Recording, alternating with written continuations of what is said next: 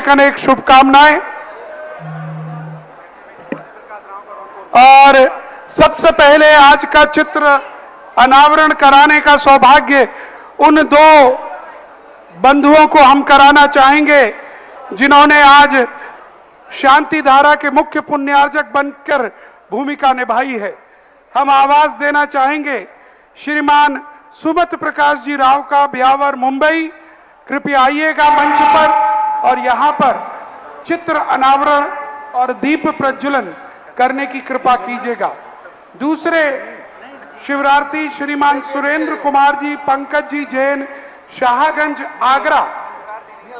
दूसरे महानुभाव सुरेंद्र कुमार जी, पंकज जी जैन, शाहगंज, आगरा से हम अनुरोध करना चाहेंगे मंच पर आकर कृपया करके चित्र के समक्ष दीप प्रज्वलन करने की कृपा करें।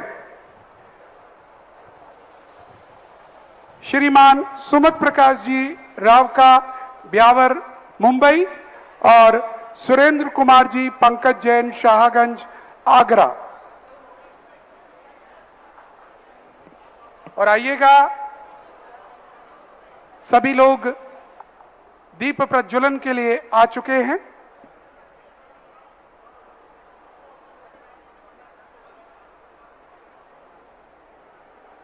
एक बार जयकारा लगाएंगे। बोले संत शिरोमणि आचार्य श्री विद्यासागर जी महामुनि राज की। हाँ भैया बोलो। अरे मैंने भेजा यार, व्हाट्सएप पर नहीं आया क्या?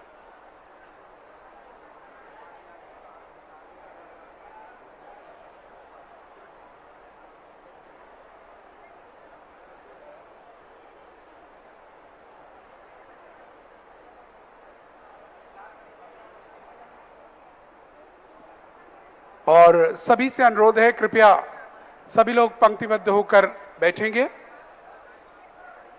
समय हो चुका है प्रवचनों का और सीधे कुछ ही देर में हमें लाभ मिलेगा पूज्य गुरुदेव की वाणी से जिनवाणी सुनने का और आज का दिवस के ऊपर उनके प्रवचनों का। आज सुगंध दशमी का पावन अवसर है और आज हर मंदिर में एक अनूठा वातावरण होता है और उसी वातावरण में आज और भी मन सुगंधित हो जाता है। और यहाँ भी हम सब अपने उसी सुगंधित मन से क्या चीज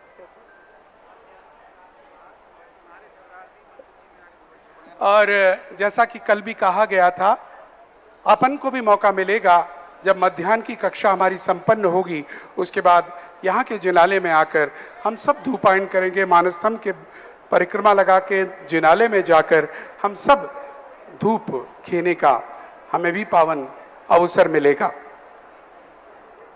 और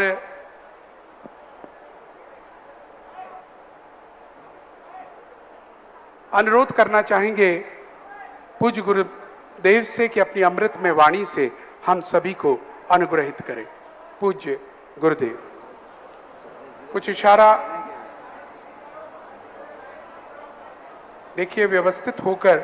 आपको मालूम है जगत पूज्य को ऐसा वैसा कुछ भी पसंद नहीं और हमें बार बार कहना पड़ रहा है। अभी भी जो लोग चारों तरफ हैं वो कृपया करके आगे आएं और व्यवस्थित होकर पंक्तिबद्ध एक के पीछे एक रो में आप सब लोग बैठे आइएगा। अभी भी कुछ लोग शायद सो गए हैं, बैठे बैठे सुनाई नहीं पड़ रहा उनको संभवतः, या फिर दूसरी वाली भाषा में बात करनी पड़ेगी। मैं जान करके लाइव पर ऐसे नहीं बोलना चाहता हूं। आप उठ जाइएगा और आइएगा आगे।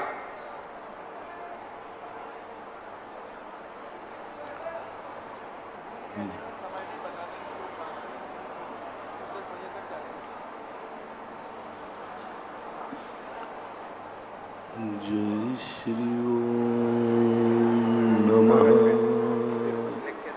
सिद्धेभ्यः।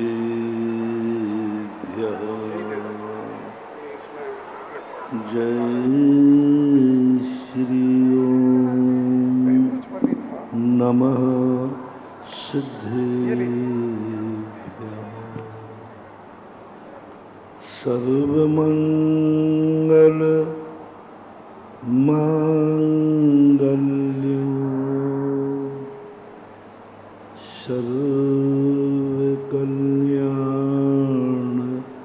कारकं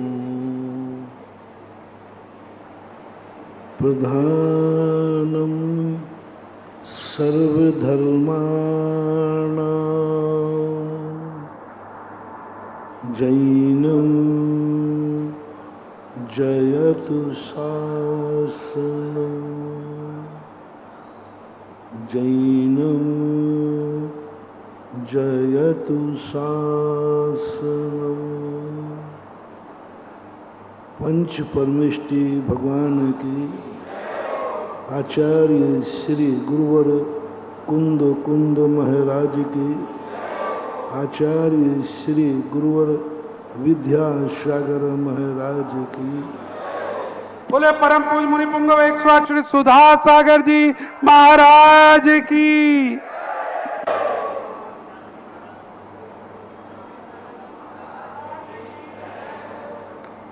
कोई भी कार्य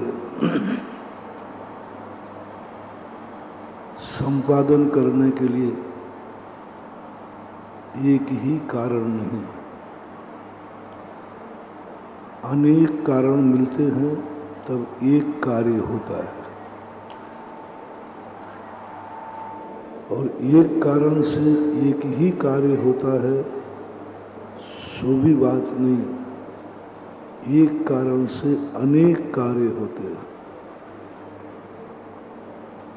एक समयवर्ती परिणाम आठों कर्मों को भिन्न भिन्न रूप में बांधता है। एक ही समयवर्ती कर्म नाना प्रकार के कार्यों को करने की क्षमता रखता है और एक ही कर्मबंध मात्र एक ही कारण से नहीं होता है, अनेक कारण मिलते हैं तब एक समय का परिणाम होता है। 6 काल मिलते हैं परस्पर में तब इस सृष्टि का निर्माण होता है। 6 द्रव्य, एक ही भी द्रव्य हट जाएगा तो सृष्टि बिगड़ जाएगी। 10 लाख क्षण पर्वों में मोक्ष मार्ग भी एक मशीन के समान है, यंत्र के समान है। गाड़ी कितनी भी अच्छी क्यों ना हो, छोटा सा यदि एक तार गड़बड़ हो जाता है, करोड़ों की गाड़ी व्यर्थ हो जाती। इतना लंबी चौड़ी लाइट है, जलाने के लिए इतना चाहिए, एक छोटा सा कटआउट होता है। कटआउट में कितना छोटा सा तार होता है, इतना छोटा। यदि वो तार निकल जाए तो अब तुम कहते इतना सा तो तार ही है छोटा सा, उस तार में पूरे लाइट को गायब करने की ताकत है। यदि उस तार का तुमने अपमान कर दिया पूरी लाइट बुझ जाएगी। छोटा सा कटआउट होता है। जिंदगी में महानुभाव ऐसा ही है। हम बड़े बड़े व्रत नियम पाल लेते हैं, बड़े बड़े त्याग कर देते हैं, लेकिन छोटा सा कटआउट होने से सब ताकत खत्म हो जाती है। लोग बड़े बड़े नियम पाल के हैरान हैं। हम तो इतनी तपस्या कर रहे हैं, हम तो इतना व्रत कर रहे हैं, फिर भी हमें कहीं ना कहीं देखो कोई कटआउट गया है। सारे बड़े बड़े नियम गिना देते हैं, कोई छोटा सा व्रत, छोटा सा नियम नहीं पल पा रहा है। प्राय व्यक्ति धर्म को अपनी रुचि से कर रहा है। जिस धर्म में उसका मन लगता है उस धर्म को वो ज़्यादा करता है। पूजा करने में मन लगता है तो पूजाएं खूब करा लो, माला नहीं फेरेगा। जिसका माला में मन लगता है बोले माला खूब करा लो, हम अभिषेक पूजन नहीं करेंगे। जिसका स्वाध्याय में मन लगता है वो कहते हैं बस पूजा वगैरह बात मत करो, आप स्वाध्याय दिन भर करा लो। जिसका त्याग में मन लगता है वो कहता है आप जितने उपवास कहो कर लूँगा, त्याग कर लूँगा, लेकिन मेरे से स्वाध्याय नहीं होगा। मुझसे कितने लोग हैं ऐसे अपनी रुचि से। जो विद्यार्थी अपनी रुचि का विषय पढ़ता है और एक विषय में तो उसका डिक्टेंशन आया, दूसरे विषय में उसके 20 नंबर आए, एक में 100/100 भी आ गया। 6 पेपरों में से मान लीजिए 5 पेपर में 100/100 आ गए और एक पेपर में 10 नंबर आए, फेल माना जाएगा या पास? 5 पेपरों में 100/100 नंबर है। एक पेपर उसने कहा नहीं इसमें मेरा मन नहीं लगता, नहीं पढ़ा, 10 नंबर आए। वो देखा देखो भाई मैंने इतनी पढ़ाई की, आप सबको मालूम है, 18 घंटे पढ़ाई की फिर भी मैं फेल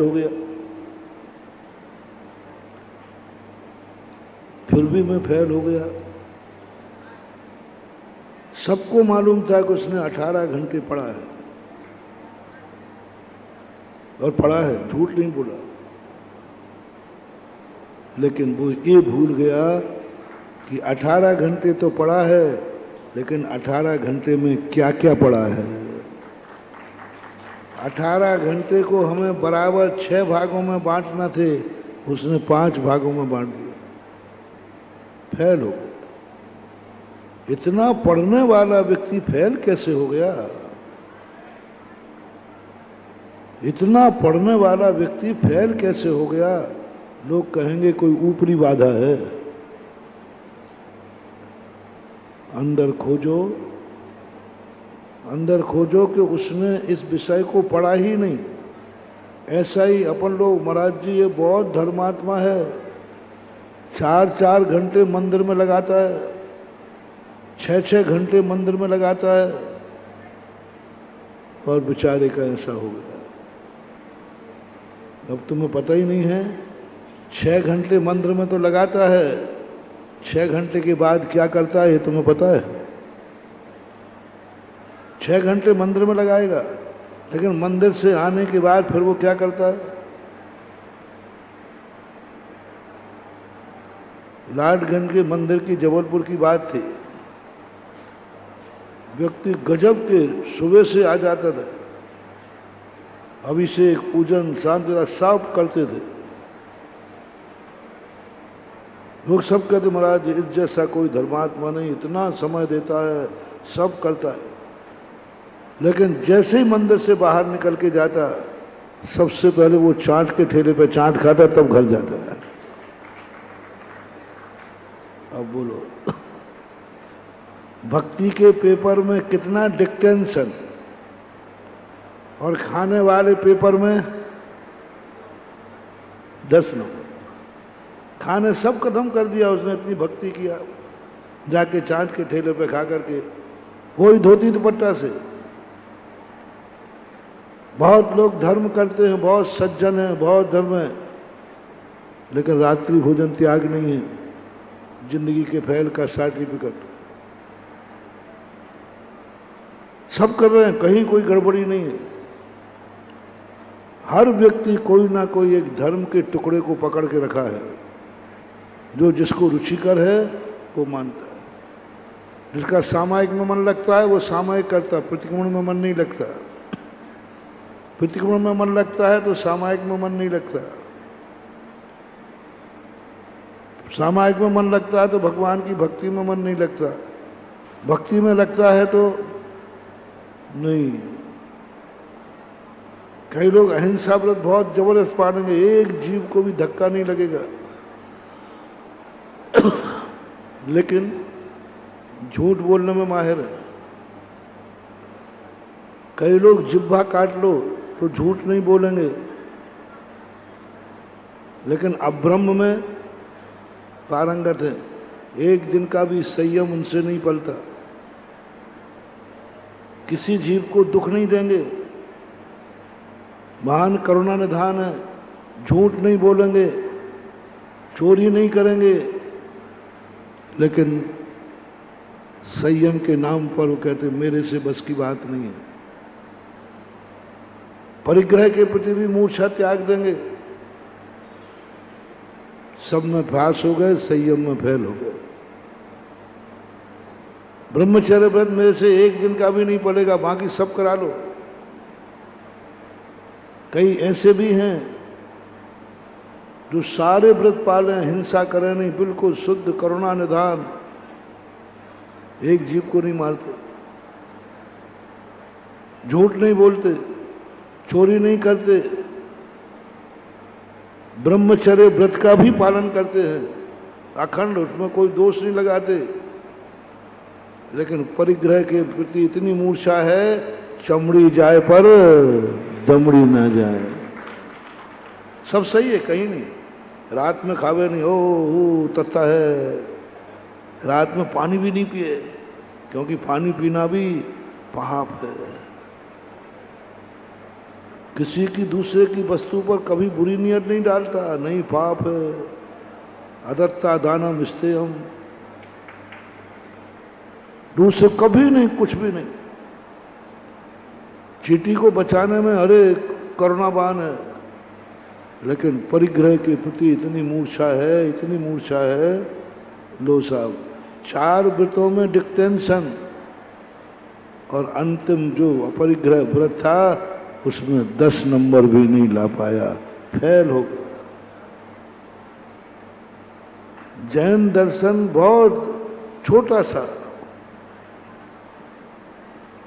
नकुल और सहदेव को मात थोड़ा सा, सब में पारंगत थे। उपसर्ग सहन किया, परिसर सहन किया, उनका भी शरीर को आग लगा दी गई, सब सहन कर रहे थे, कहीं कोई कमी नहीं थी।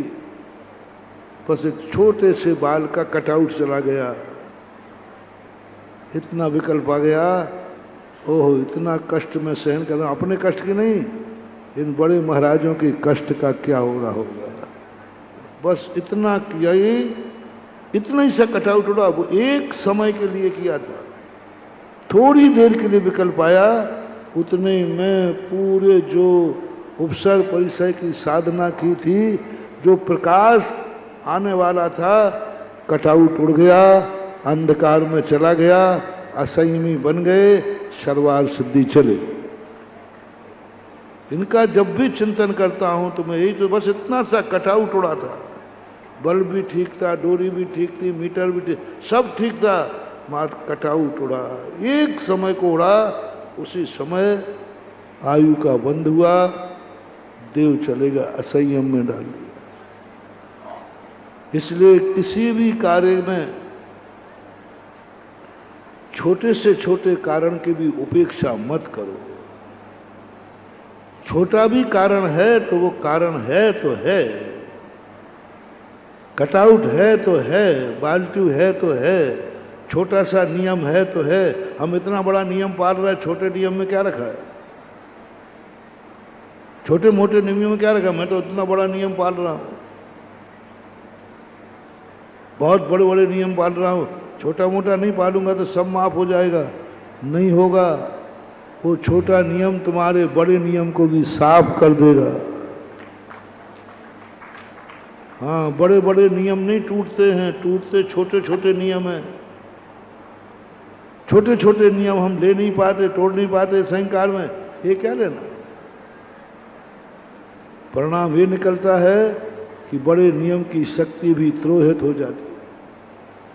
इसलिए किसी भी कार्य करने के लिए एक का संपादन नहीं, अनेक कारण चाहिए। कल सत्य था, काश असंयम संयम दिन नहीं होता, तो आज तक सत्य से किसी का कल्याण नहीं होने वाला। सत्य से सत्य का ज्ञान होता है। और कल मैंने कहा संसार में कुछ भी असत्य नहीं है, सब सत्य है। कुछ भी मिथ्या नहीं है, सब है। सत्य यानी सत्य से सत्य की उत्पत्ति हुई है।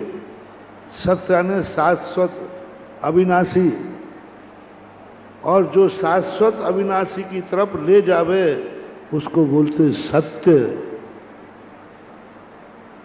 तो जो कल सत्य कहा था सर्वव्यापक है, जहां देखो वहां, जहां जहां वहां वहां, यहां वहां, कुछ मत पूछो कहां कहां,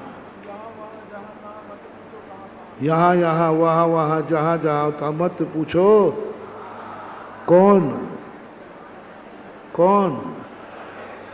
सत्य की बात की, नहीं तो तुम संतोषी माँ लगा लो। सत्य, सब जगह सत्य, मजा आ गया कल। यानी असत्य नाम की चीज है ही नहीं, कल्पना है। मिथ्या नाम की कोई चीज नहीं, कल्पना है। जो कुछ भी है सब सत्य है।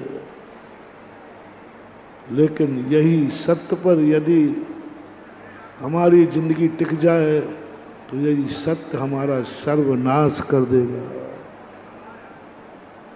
सर्वनाश कर देगा। सत्य सर्वनाश, असत्य तो है ही नहीं, वो नाश क्या करेगा। असत्य तो है ही नहीं, नाश क्या करेगा। क्या नाश करेगा, सत्य होता ही नहीं कोई चीज। उज्ज्वल अकलंग स्वामी ने कहा असत्य है तो उसका अस्तित्व नहीं, और सत्य है तो उसके अस्तित्व का कभी नाश नहीं होता। असत का उत्पाद नहीं, सत का विनाश।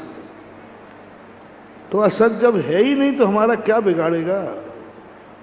है ही नहीं असत, दुनिया में असत है ही नहीं, तो फिर बिगाड़ हम असत्य से क्यों डरते हैं। हमारा बिगाड़ जब भी होगा सत्य से होगा, जब भी दुर्गति जाएगा सत्य से जाएगा। क्योंकि सत्य ऐसा खतरनाक वस्तु है, यदि नहीं चेते तो ये सत्य तुम्हें बर्बाद कर देगा। ये सत्य निरंकुश है, सर्वव्यापक है, सब में विद्वान है, 24 घंटे विद्वान है। क्योंकि रात भी सत्य है, दिन भी सत्य है। या तो कभी रात है या कभी दिन है। जहर भी सत्य है, अमृत भी सत्य है,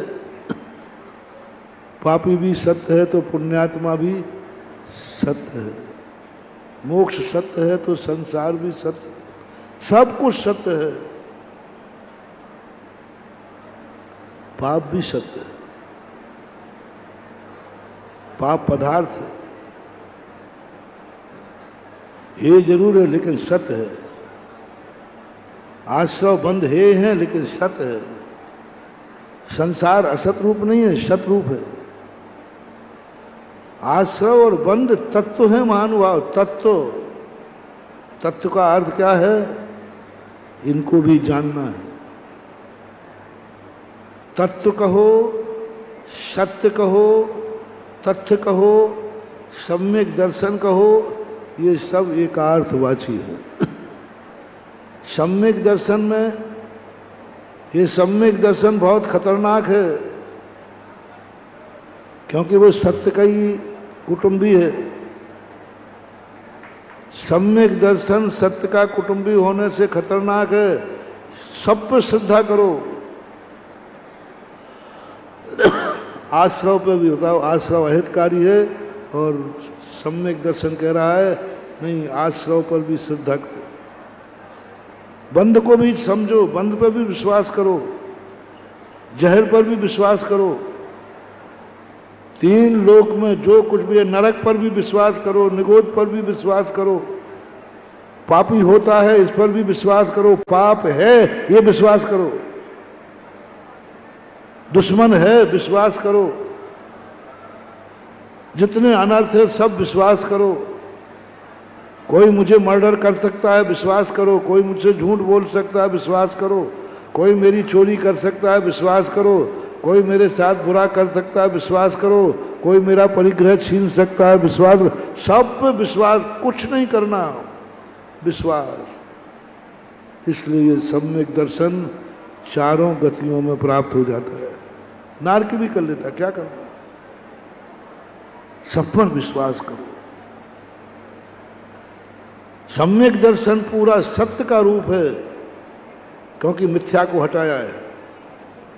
कल दिन था ना, मिथ्या को हटाया है, झूठ को हटाया है, सत्य प्रकट हुआ है। सम्यक दर्शन किसको हटा के उत्पन्न हुआ? मिथ्या को। मिथ्या का दूसरा नाम क्या? असत, झूठा, कल्पना। तो जब सम्यक दर्शन मिथ्या को हटा के उत्पन्न हुआ है, तभी तो वो सम्यक हुआ है। जब वो असत्य को हटा के उत्पन्न हुआ है, तभी तो वो सत्य हुआ है। तो जो जो सम्यक दर्शन आदि हैं, ये सब मिथ्या को हटा के, झूठ को हटा करके सत्य उत्पन्न हुआ है। इसलिए सम्यक दर्शन कोई कठिन नहीं है। ये सत्य धर्म है ना, जो ये तो कोई भी अंगीकार कर लेगा। सम्यक दर्शन कोई बड़ी चीज नहीं है। ये सम्यक दर्शन तो पशुओं को भी हो जाता है, नारकियों को भी हो जाता है। सात नरक में ना मंदिर है वहाँ, ना भगवान है वहाँ, ना प्रवचन है वहाँ, ना स्वाध्याय है वहाँ, फिर भी सम्यक दर्शन प्राप्त कर लेता है। सात में नरक का नारकी, परम पापी। सम्यक दर्शन तो सांप छछूंदरों को भी हो जाता है, कुत्ते बिल्लियों को हो जाता है, छिपकुली को हो जाता है, सूकरों को हो जाता है। कुत्ते, बिल्ली, सूकर सम्यक दृष्टि बन जाते हैं, क्योंकि सत्य को जानना ही है। ऐसे ऐसे जीवों को सांप को सम्यक दर्शन, गिलहरी को सम्यक दर्शन, छछूंदर सम्यक दर्शन, छिपकुली को सम्यक दर्शन। अरे ऐसे है कि जो चाहे प्राप्त कर ले सम्यक दर्शन, जिस किसी को हो जाता है। लेकिन सम्यक दर्शन पाने के बाद तुम्हारा कल्याण होगा, ये कोई नियम नहीं। सम्यक दर्शन है, लेकिन कल्याण का मार्ग नहीं खुला, क्योंकि सत्य खतरनाक सिद्ध होगा। सम्यक दर्शन पाकर के भी तुम भटक जाओगे। इसलिए कितनी बड़ी आचार्य ने कही, तुरंत जाकर सत्य के पीछे संयम लगा दिया, क्योंकि सत्य व्यापक है। सत्य ये नहीं कहता कि ये गलत है, ये सही है। सत्य कहता सब सही है। सत्य कहता सब सही है। ये व्यक्ति मामा भी है, ये व्यक्ति बेटा भी है, ये व्यक्ति पिता भी है, ये व्यक्ति पति भी है, सब है। ये सत्य कहता है सब है। अब अनर्थ होने वाला है, अब अनर्थ होने वाला है। वो सब है कि नहीं है। और सब लोग यदि उसी को, सभी कल कहा था ना, सभी उसको मामा मान लें, सभी उसको बेटा मान लें, सभी उसको पति मान लें, क्या हो जाएगा? किससे अनर्थ हुआ? सत्य से। है वो अनेकांतमय वस्तु है, असत नहीं है। लेकिन उसी सत्य से ना, उसको यदि तुमने स्वीकार कर लिया, उसको यदि तुमने आचरण में ला दिया, गए काम से। सत्य जानने योग्य है, प्रत्येक सत्य क्रिया के योग्य हो, प्रत्येक सत्य आचरण के योग्य हो। ये आज का संयम दिन तुम्हें बताएगा। तुम कह रहे हो सत्य तो सत्य होता है, सत्य ही आचरण नहीं करेंगे तो क्या करेंगे? नहीं, संपूर्ण सत्य ग्रहण करने योग्य नहीं होता। सत्य भी हानिकारक होता है, सत्य भी त्यागने योग्य होता है, सत्य से भी बचाया जाता है। और मैं तो पहले ही कह चुका, सत्य से बचना है, असत्य तो है ही नहीं। ये सत्य बर्बाद कर रहा है, सत्य बर्बाद कर रहा है। पर ये भी बचका है महानुभाव, सत्य के बिना कल्याण भी नहीं है। ये भी सत्य है, सम्यक दर्शन के बिना या बिन ज्ञान चरित्रा, इस सम्यक दर्शन के बिना ज्ञान चरित्र बेकार हैं। लेकिन ये सम्यक दर्शन होने के बाद भी अनर्थ कर सकता है, अनर्थ से नहीं बचाता। सत्य का ज्ञान होकर अनर्थ कर रहा है, सत्य को जानता हुआ अनर्थ कर रहा है। छायक सम्यक दर्शन हो गया, फिर भी भाई को मारने के लिए चक्र चला दिया। अब देखो, सत्य था उसके पास, सम्यक दर्शन था उसके पास, वो भी जानता था कोई किसी को मार नहीं सकता, कोई किसी को बचा नहीं सकता, फिर भी उस सत्य ने, सुदर्शन चक्र है, मार देगा, चला दिया चक्र। सत्य के साथ, सम्यक दर्शन के साथ संयम नहीं था।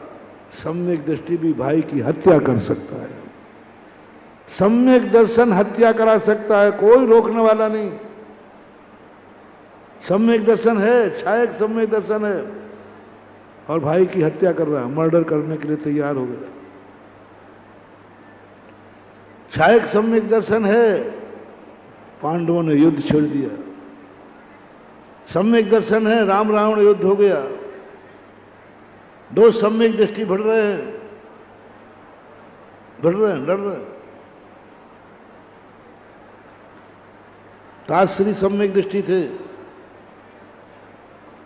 पांडव तो सम्यक दृष्टि थे ही। सम्यक दृष्टि एक दूसरे के प्राण लेने को तैयार है। सम्यक दर्शन क्या कर लिया? सम्यक दर्शन ने भाई और भाई के संबंध तोड़ा दिए। सम्यक दर्शी ने ताश्री को भी हत्या करने के लिए मजबूर कर दिया। सम्यक दर्शन कुछ नहीं कर सकता। क्या छलनी बनाई एक सम्यक दृष्टि ने सम्यक दृष्टि को, किस तरह से युद्ध में घसीटा एक सम्यक दृष्टि ने सम्यक दृष्टि को। दोनों सम्यक दृष्टि थे, गांगेवी और पांडव, दोनों सम्यक दृष्टि थे। दोनों सेनाओं में सम्यक दृष्टि मौजूद थे, लेकिन दोनों सेनाओं में युद्ध हो रहा है। दोनों सेनाएं एक दूसरे को मारने को तैयार हैं। सम्यक दर्शन क्या कर रहा है? सम्यक दर्शन कह रहा है कि मैं जानता तो हूं कि कोई किसी को नहीं मार सकता, तो मार रहा है। बोले मैं क्या करूं, मैं जान रहा हूं, मैं देख रहा हूं ये गलत हो रहा है। हाँ मैं जान रहा हूं गलत हो रहा है, तो रोको ना। नहीं, मैं रोक नहीं सकूंगा। सम्यक दर्शन कहता मैं रोक नहीं सकूंगा। हाँ मैं जान रहा हूं कि गलत हो रहा है, ऐसा नहीं होना चाहिए, रोको ना। नहीं, मैं नहीं रोक सकता, मैं सत्य हूं, मैं सम्यक दर्शन हूं। सम्यक दृष्टि, छायक सम्यक दृष्टि, भरत बाहुबली लड़ने को तैयार हो गए। एक दूसरे के प्रति क्या गजब का भाव। उधर उनके पिताश्री समोषण लेके घूम रहे हैं, उधर तीर्थंकर भारत दुनिया में उपदेश दे रहे हैं, और उनके दोनों भाई ताल ठोक रहे हैं, आजा तुम भी कम है तो मैं भी उसी बाप का बेटा हूं। दोनों कह रहा, भरत कहता है मैं भी आदिनाथ के बाप का, बाहुबली कहता है मैं भी उसी बाप का हूं। और बाप बेचारा उपदेश दे रहा है, कमरा दे रहा है, ये बाप की इज्जत रख रहे। सम्यक दर्शन कुछ नहीं। आज का दिन नहीं होता यदि सम्यक दर्शन के बाद चारित्र की नहीं करते, सम्यक दर्शन के बाद यदि संयम को नहीं लाते, तो भरत बाहुबली युद्ध होते रहते। गजब की इतना निकृष्ट उदाहरण। सम्यक दृष्टि, मिथ्या दृष्टि की बात नहीं कर रहा, सम्यक दृष्टि होकर इतने नादान, इतना बावलापन, इतना अज्ञानता, और 3 युद्ध के बाद भरत चक्रवर्ती तो और पागल हो गया। अन्यायपूर्वक सत्य चला दिया सम्यक दृष्टि ने सम्यक दृष्टि के ऊपर। सम्यक दृष्टि ने सम्यक दृष्टि के ऊपर चक्र चला दिया। वो तो बाहुबली का पुण्य था, बच गया, नहीं तो निपट जाता। चौथे काल में मैंने शास्त्रों में पढ़ा कितने सम्यक दृष्टियों ने सम्यक दृष्टियों की हत्या की है। सम्यक दृष्टि ने सम्यक दृष्टि की, और मालूम था कि यह सम्यक दृष्टि है, मालूम था, फिर भी सम्यक दृष्टि उसको मारने के लिए कर रहा है। जान रहा था कि सम्यक दृष्टि है, लेकिन फिर भी मैं होगा सम्यक दृष्टि। अरे तुम भी सम्यक दृष्टि हो? बोले होंगे, हम उसको निपटाएंगे। सम्यक दर्शन कभी अनर्थ से बचा ही नहीं सकता। सत्य कभी तुम्हें अनर्थ से बचा ही नहीं सकता। सत्य एक विज्ञान के समान होता है, कुछ मतलब नहीं। वो तो नया खोज रहा है तो खोज रहा है, कोई मतलब नहीं। पुजवर कुंदकुंद स्वामी की एक शैली देखिए, जहां जैसे व्यवहार की बात कहेंगे तुरंत उसी गाथा में निश्चय कह देंगे, और निश्चय की कहते ही डर जाते कहीं गड़बड़ नहीं हो जाए, तुरंत व्यवहार को ला देंगे। यानी वो ये चाहते हैं ना तो तुम एक कदम इधर झुको ना एक कदम इधर झुको, सीधे चलो। आज सत्य के पीछे संयम लगा दिया। संयम का अर्थ क्या है? कल बहुत बड़ी व्याख्या हुई थी। तलवार भी चलाओ तो चलाओ, ऋषभदेव ने दी थी ना। कोई गलत नहीं, सब सत्य है, पांचों पाप सत्य थे, क्योंकि सब करने योग्य हैं, सब किए जाते हैं, अनर्थ हो जाएगा। सत्य के ऊपर संयम चाहिए, असत्य के ऊपर संयम होता ही नहीं है। असत्यवान मिथ्या दृष्टि को संयम होता ही नहीं है। मिथ्या दृष्टि के जैनागम में कहीं संयम ही नहीं कहा, बाहर से संयम ही है, उसको असंयमी की कोटि में डाला। जो मिथ्या दृष्टि है वो कितना भी संयम पाले, मार्गणा में तो वो असंयम में ही आएगा, असंयम में आएगा। लेकिन सत्यवादी सम्यक दृष्टि के लिए संयम है, मिथ्या दृष्टि के लिए संयम नहीं है। सत्यवादी के साथ संयम चाहिए, जो सत्यवादी नहीं उसके लिए संयम भी नहीं हो सकता। कल के धर्म के संबंध में बहुत बड़ा महत्वपूर्ण विषय है। सत्य धर्म नहीं होता तो तुम संयम के अधिकारी नहीं होते। सत्यवान के लिए संयम चाहिए, सम्यक दृष्टि को संयम चाहिए, क्योंकि सम्यक दृष्टि है, ताकतवान है, शक्तिमान है। संयमी कमजोर के लिए चाहिए कि बलजोर के लिए? जो जितना ताकतवान होगा उसके लिए उतना ही संयम चाहिए, क्योंकि बिगड़ गया तो बर्बाद कर देगा, क्योंकि ताकतवान है।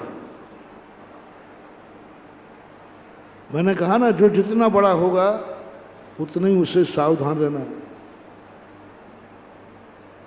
अजैनों को उतना सावधान नहीं रहना, जैनों को सावधान रहना है, क्योंकि तुम 16 के हो। वो तो 17 का है, उसको क्या सावधान रहना? वो तो सत्या का है, 17 का है, उसको तो आगम नहीं कह दिया, वो तो 17 का है। उसको तत्व की प्रतीति नहीं है, वो सत्य तक पहुंच ही नहीं सकता, वो तो मिथ्यास से ग्रसित है। वो तो वैसे ही भरा हुआ है, सब अपने आप में पापों से भरा है, मिथ्यास से भरा है, राग द्वेष से भरा है, वो भरा है, उसका परिवार भरा है, उसके गुरु भरे हैं, उसके देवता भरे हैं, उसके भगवान भरे हैं, चारों तरफ का वातावरण 17 का है, मिथक है, मिथ्या है। उसके लिए क्या संयम? कौन को सावधान रखना है? जिसने 16 के कपड़े पहन रखे हैं। 16 के कपड़े जिसने पहने हैं उसको सावधान रहना है, 17 वाले को नहीं। सबसे ज्यादा मोक्ष मार्ग में 16 के कपड़े किसने पहने हैं?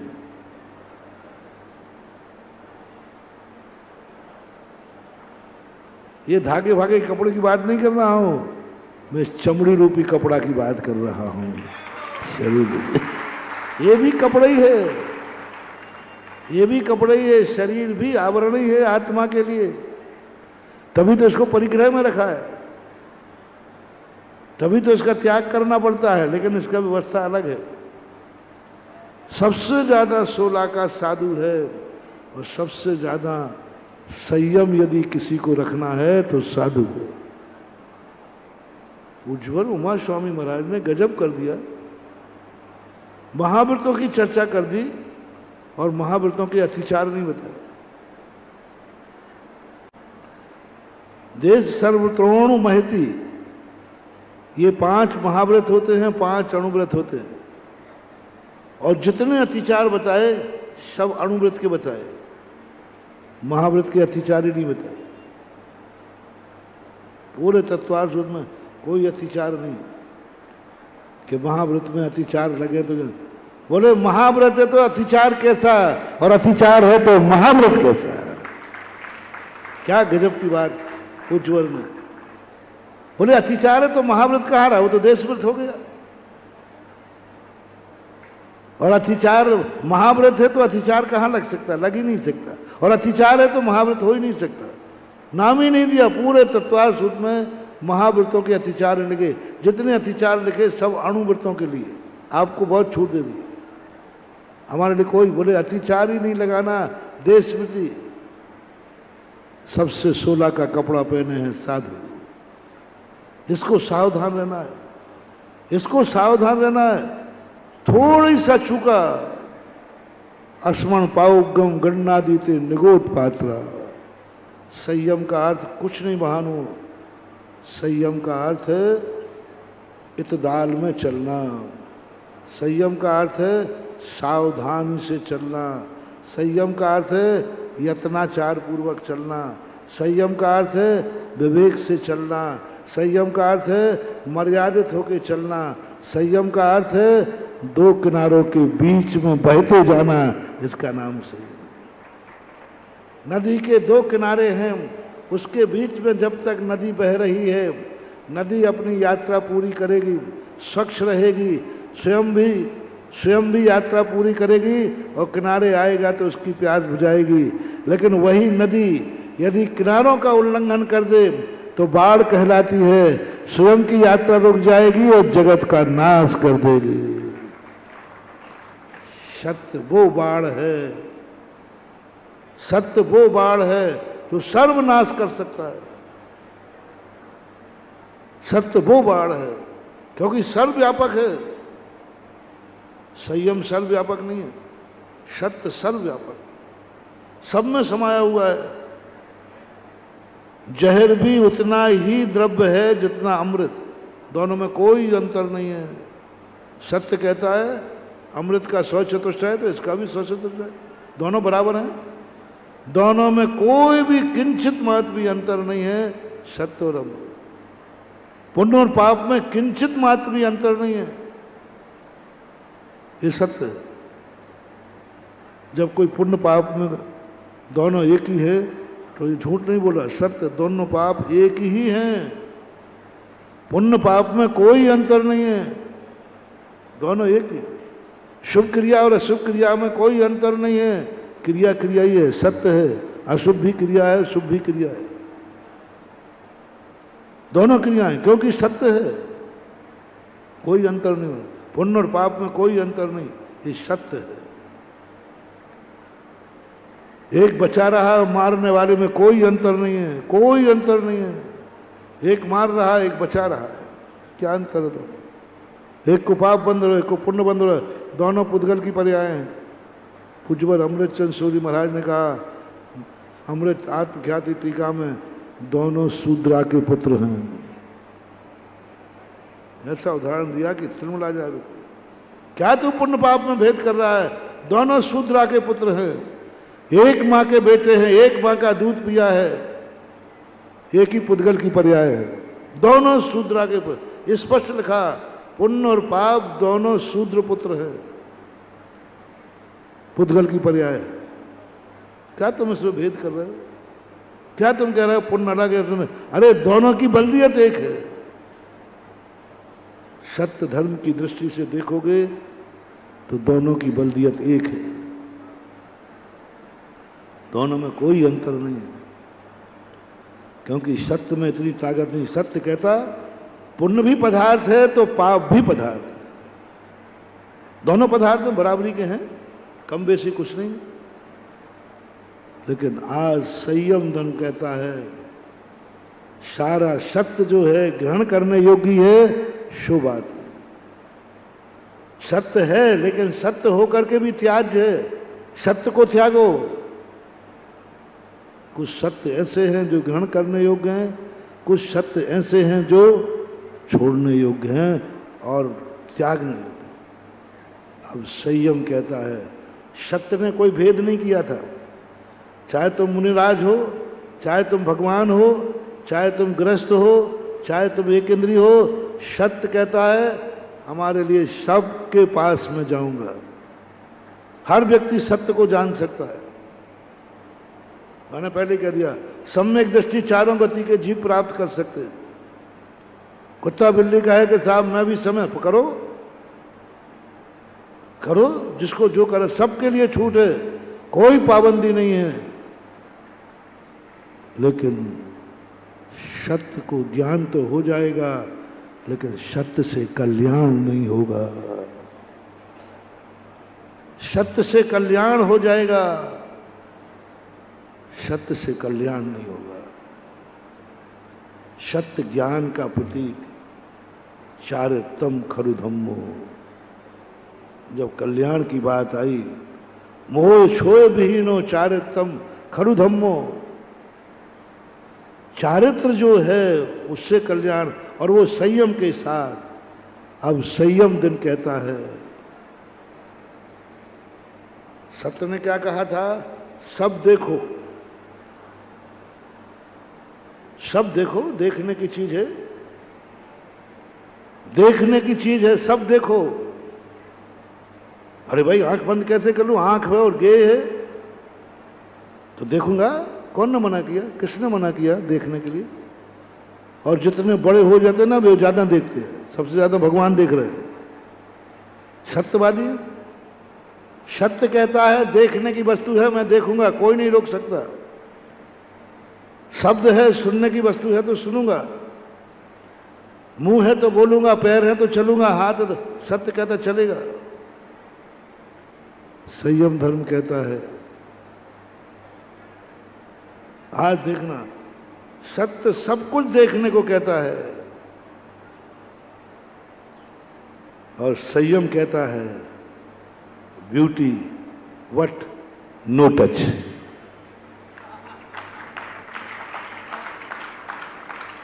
Beauty but no touch. सुंदरता देखने की वस्तु है, छूने की नहीं। ये संयम ने बंदेज लगा दिया।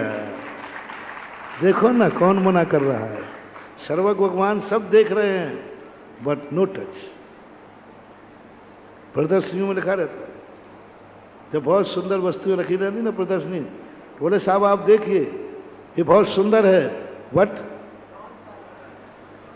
No touch, don't touch, no touch, कुछ भी छूना मत। छूते ही बस सुंदरता खत्म हो जाएगी। संयम कहता है सत्य सुंदर है, सत्यम शिवम सुंदरम, सत्यम शिवम सुंदरम। यदि आज संयम नहीं होता तो सत्य इतना सुंदर था, दुनिया उसको गंदा कर डालती। जैसे रावण ने सीता को गंदा करने की सोची क्योंकि वो सुंदर थी। रावण ने सत्य तो जाना, बोलो सुंदर को सुंदर माना रावण ने कि नहीं?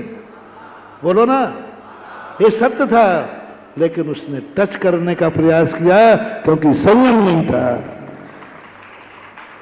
आज के दिन के अभाव ने रावण की दुर्गति की है, कल के दिन ने नहीं।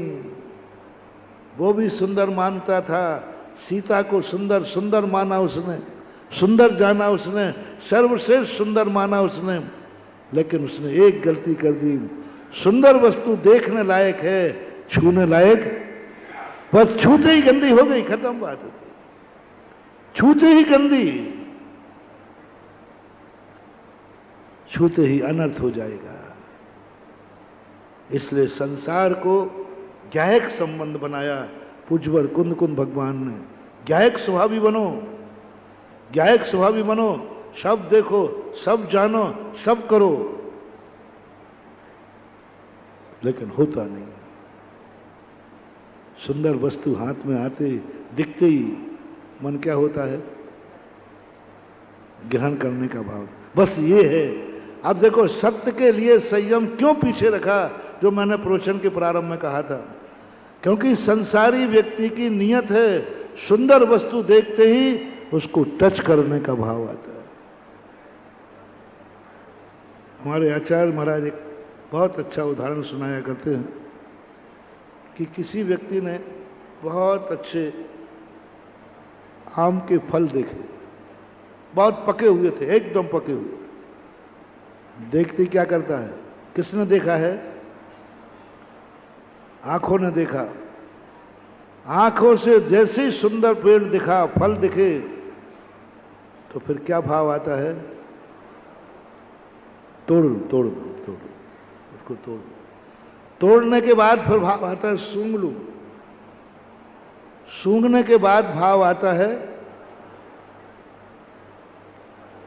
खा लो। और जैसे ही खाया, पीछे से पड़ा डंडा, तो सिर कहता है चिल्ला के, मर गए रे, मैंने नहीं खाए हैं। खाया किसने है? और फूटा क्या?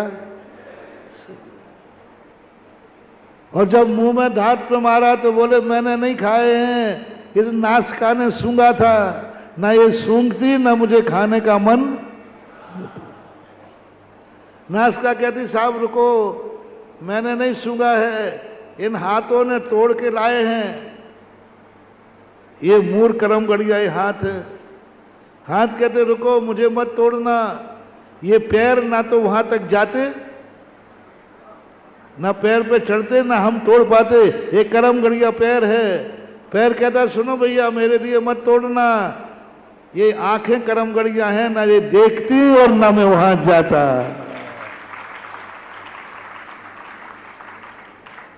तो मारने वाला भी कहता है बिल्कुल सही कहा, सही कहा, सिर ने नहीं खाया है, मुंह की गलती नहीं है, हाथ की गलती नहीं है, नासिका की गलती नहीं है, पैरों की गलती नहीं है। चिंता मत करो, हम कहीं भी मारें, रोएंगी तो आंखें। First impression is life. देखा किसने था, तो अंत में रोना किसको पड़ा? आंखों को। आंखों को यदि आंखों तक ही सीमित रह जाएं तो सत्य है। वस्तु देखो, बस उसे ग्रहण करने का भाव मत करो। वस्तु देखो, उसको मुट्ठी में बांधने का भाव मत करो। वस्तु देखो, उसके अस्तित्व को मिटाने का भाव मत करो। वस्तु देखो, तुम पूरा ताकत लगा दो, ये वस्तु मुझे बहुत प्रिय है, बहुत सुंदर है, इसकी सुंदरता सदा कायम बनी रहे, यह मेरी चाहत का परिणाम होना चाहिए। यदि तुम्हें सुंदरता अच्छी लग रही है तो बस उस सुंदरता को मिटने मत देना। तुम तुरंत सोच लेना मैंने छू लिया, ये गंदी हो जाएगी, और मैं इसको चाहता हूं, मैं इसको गंदा नहीं होने दूंगा। तो कोई बुराई नहीं। लेकिन दुनिया कहां मानती है? दुनिया कहां मानती है? इसलिए लोगों ने, आचार्यों ने कहा सत्य के पीछे संयम लगा दो, नहीं तो ये सारी प्रदर्शनी को, सारी सृष्टि को, सारी दुनिया को बर्बाद कर देंगे और स्वयं बर्बाद हो जाएंगे। दुनिया को भी बर्बाद करेंगे और स्वयं भी बर्बाद हो जाएंगे। सत्य के पीछे संयम लगा दो। और जिन जिन ने सत्य के पीछे संयम नहीं लगाया वे भी बर्बाद हुए, सामने वाले को भी बर्बाद कर दिया। इसलिए पूज्यवर नेमी चंद महाराज ने गोमट सार में कहा कि सत्य का ज्ञान होते ही झटति शब्द का प्रयोग किया, सम्यक दर्शन होते ही झटति संयम धारण कर ले, अन्यथा ये सम्यक दर्शन तेरा सर्वनाश कर देगा, ये सत्य तेरा सर्वनाश कर देगा। झटति शब्द का प्रयोग किया, जैसे बने तैसे सम्यक दर्शन होते ही आप व्रत लेना शुरू कर दीजिए। सम्यक दर्शन नींव है। प्लाट में नींव भरने से कब्जा तो हो जाता है, नींव भरने से कब्जा तो हो गया, नींव भरने से संसार कटके चुल्लू भर रह गया, ये पक्का हो गया, परिस संसारी हो गया। लेकिन अभी नींव भरने के बाद आपका प्लाट था, प्लाट को आप अपनी आत्मा माने, और तुम्ही अकेले का प्लाट नहीं है, बहुत सारे का प्लाट है। अब कोई प्लाट उसको कब्जा कर सकता है, तो सबसे पहले आप क्या करते हैं, नींव भर दो, होना चाहिए। लेकिन नींव भरने से प्लाट पे कब्जा तो हो गया, लेकिन दूसरे के प्लाट की गंदगी अभी भी तुम्हारे प्लाट में आ रही है। पर पदार्थों की गंदगी, पर पदार्थों का जो आरोप है वो आ रहा है। सारे पर पदार्थ तुम्हारे प्लाट में गंदगी आ रही है, सब प्लाटों की गंदगी आ रही है, तुम्हारा प्लाट गंदा हो रहा है, क्योंकि तुमने कब्जा तो कर लिया। ये पुद्गल है, ये मेरा है, मैं जीव हूं, ये अजीब है, ये मेरे से भिन्न है, सब कर लिया, भेद विज्ञान कर लिया, सब जान लिया, एक एक परत दर परत जान ली। लेकिन इतने मात्र से पर पदार्थों की गंदगी आना नहीं रुकेगा।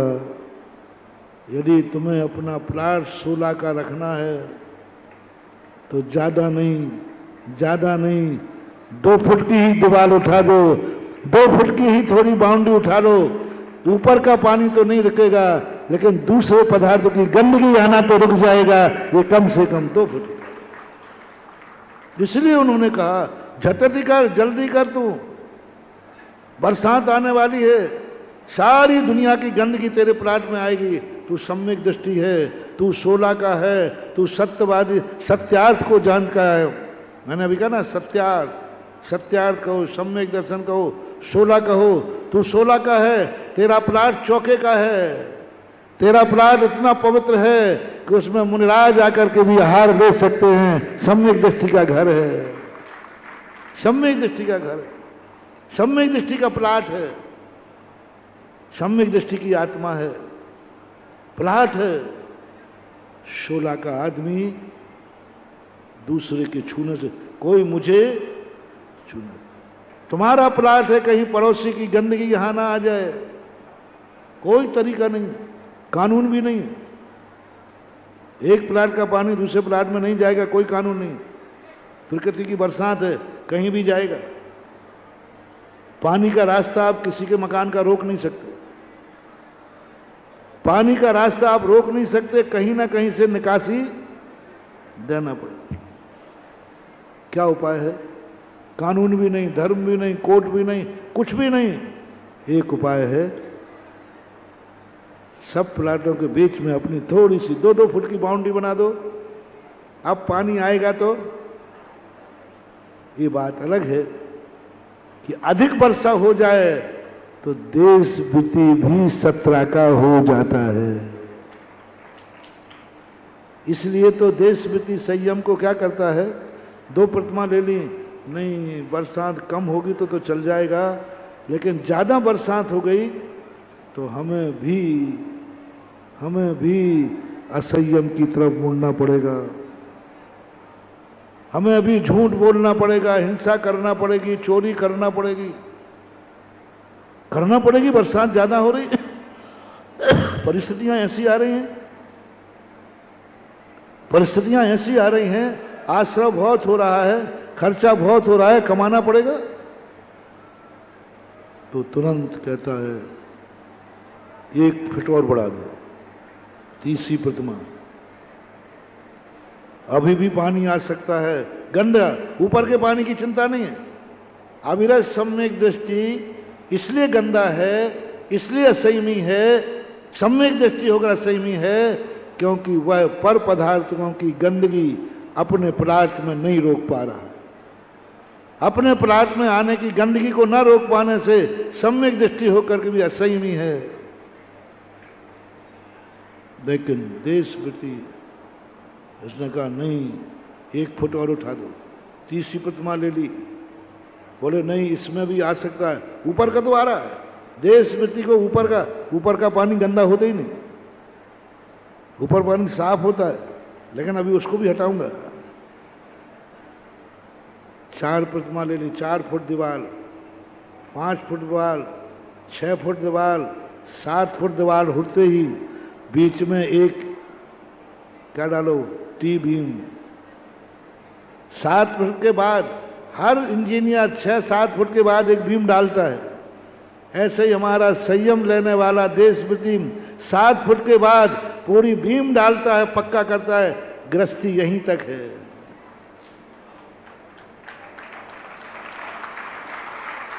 बस गृहस्थी है, टी बीम डालो। अब यदि टी बीम नहीं डाली, ऊपर तुमने बिना टी बीम डाले गिरा दिया, तो पूरी दीवार गिरेगी, तुम भी मरोगे, पड़ोसी भी मरेगा, और पड़ोसी कोर्ट केस करेगा तो तुम जेल हो जाओगे। इसलिए 6-7 फुट के बाद एक टी बीम डालती। देखो ये पंडाल में डली ना, देखो ये चारों तरफ डली ना टी बीम, ये टी बीम कहलाती है। अब इससे आगे वो बढ़ाता है। यदि ये बीच में नहीं डालता और सीधा बढ़ा देता तो बीच में डाला। 7 प्रतिमा के बाद टी बीम नहीं, बस अब गृहस्थी खत्म, अब व्यापार खत्म, अब कोई संभावना। यार अब मैं और शुद्ध होना चाहता हूं कि मुझे व्यापार ही नहीं करना पड़े, मुझे परिवार की रिश्तेदारी भी नहीं करना पड़े, मुझे शादी ब्याह की जरूरत नहीं पड़े, मुझे कोई आराम परिग्रह की जरूरत नहीं पड़े। तो तुरंत फिर जाकर के कहता है अब मैं गृहस्थी के संपूर्ण पापों से निवृत्त होता हूं। तो एक टी बीम डाल करके 8वीं फुट उठा देता है, जिसको अष्टम प्रतिमा बोलते हैं। ऐसा उठाते उठाते कितने फीट उठा दी? 11 फीट तक उठा दी। अब 11 फुट की जैसे ही दीवार उठी, अब कोई दुनिया का माई का लाल नहीं है जो पड़ोसी की गंदगी उसके पास आ जाए।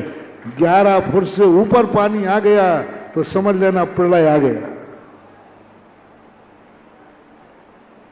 11 फुट की दीवार उठा दी, क्षुल्लक बन गया, आरिका बन गई, पंचम गुण स्थान में पहुंच गया।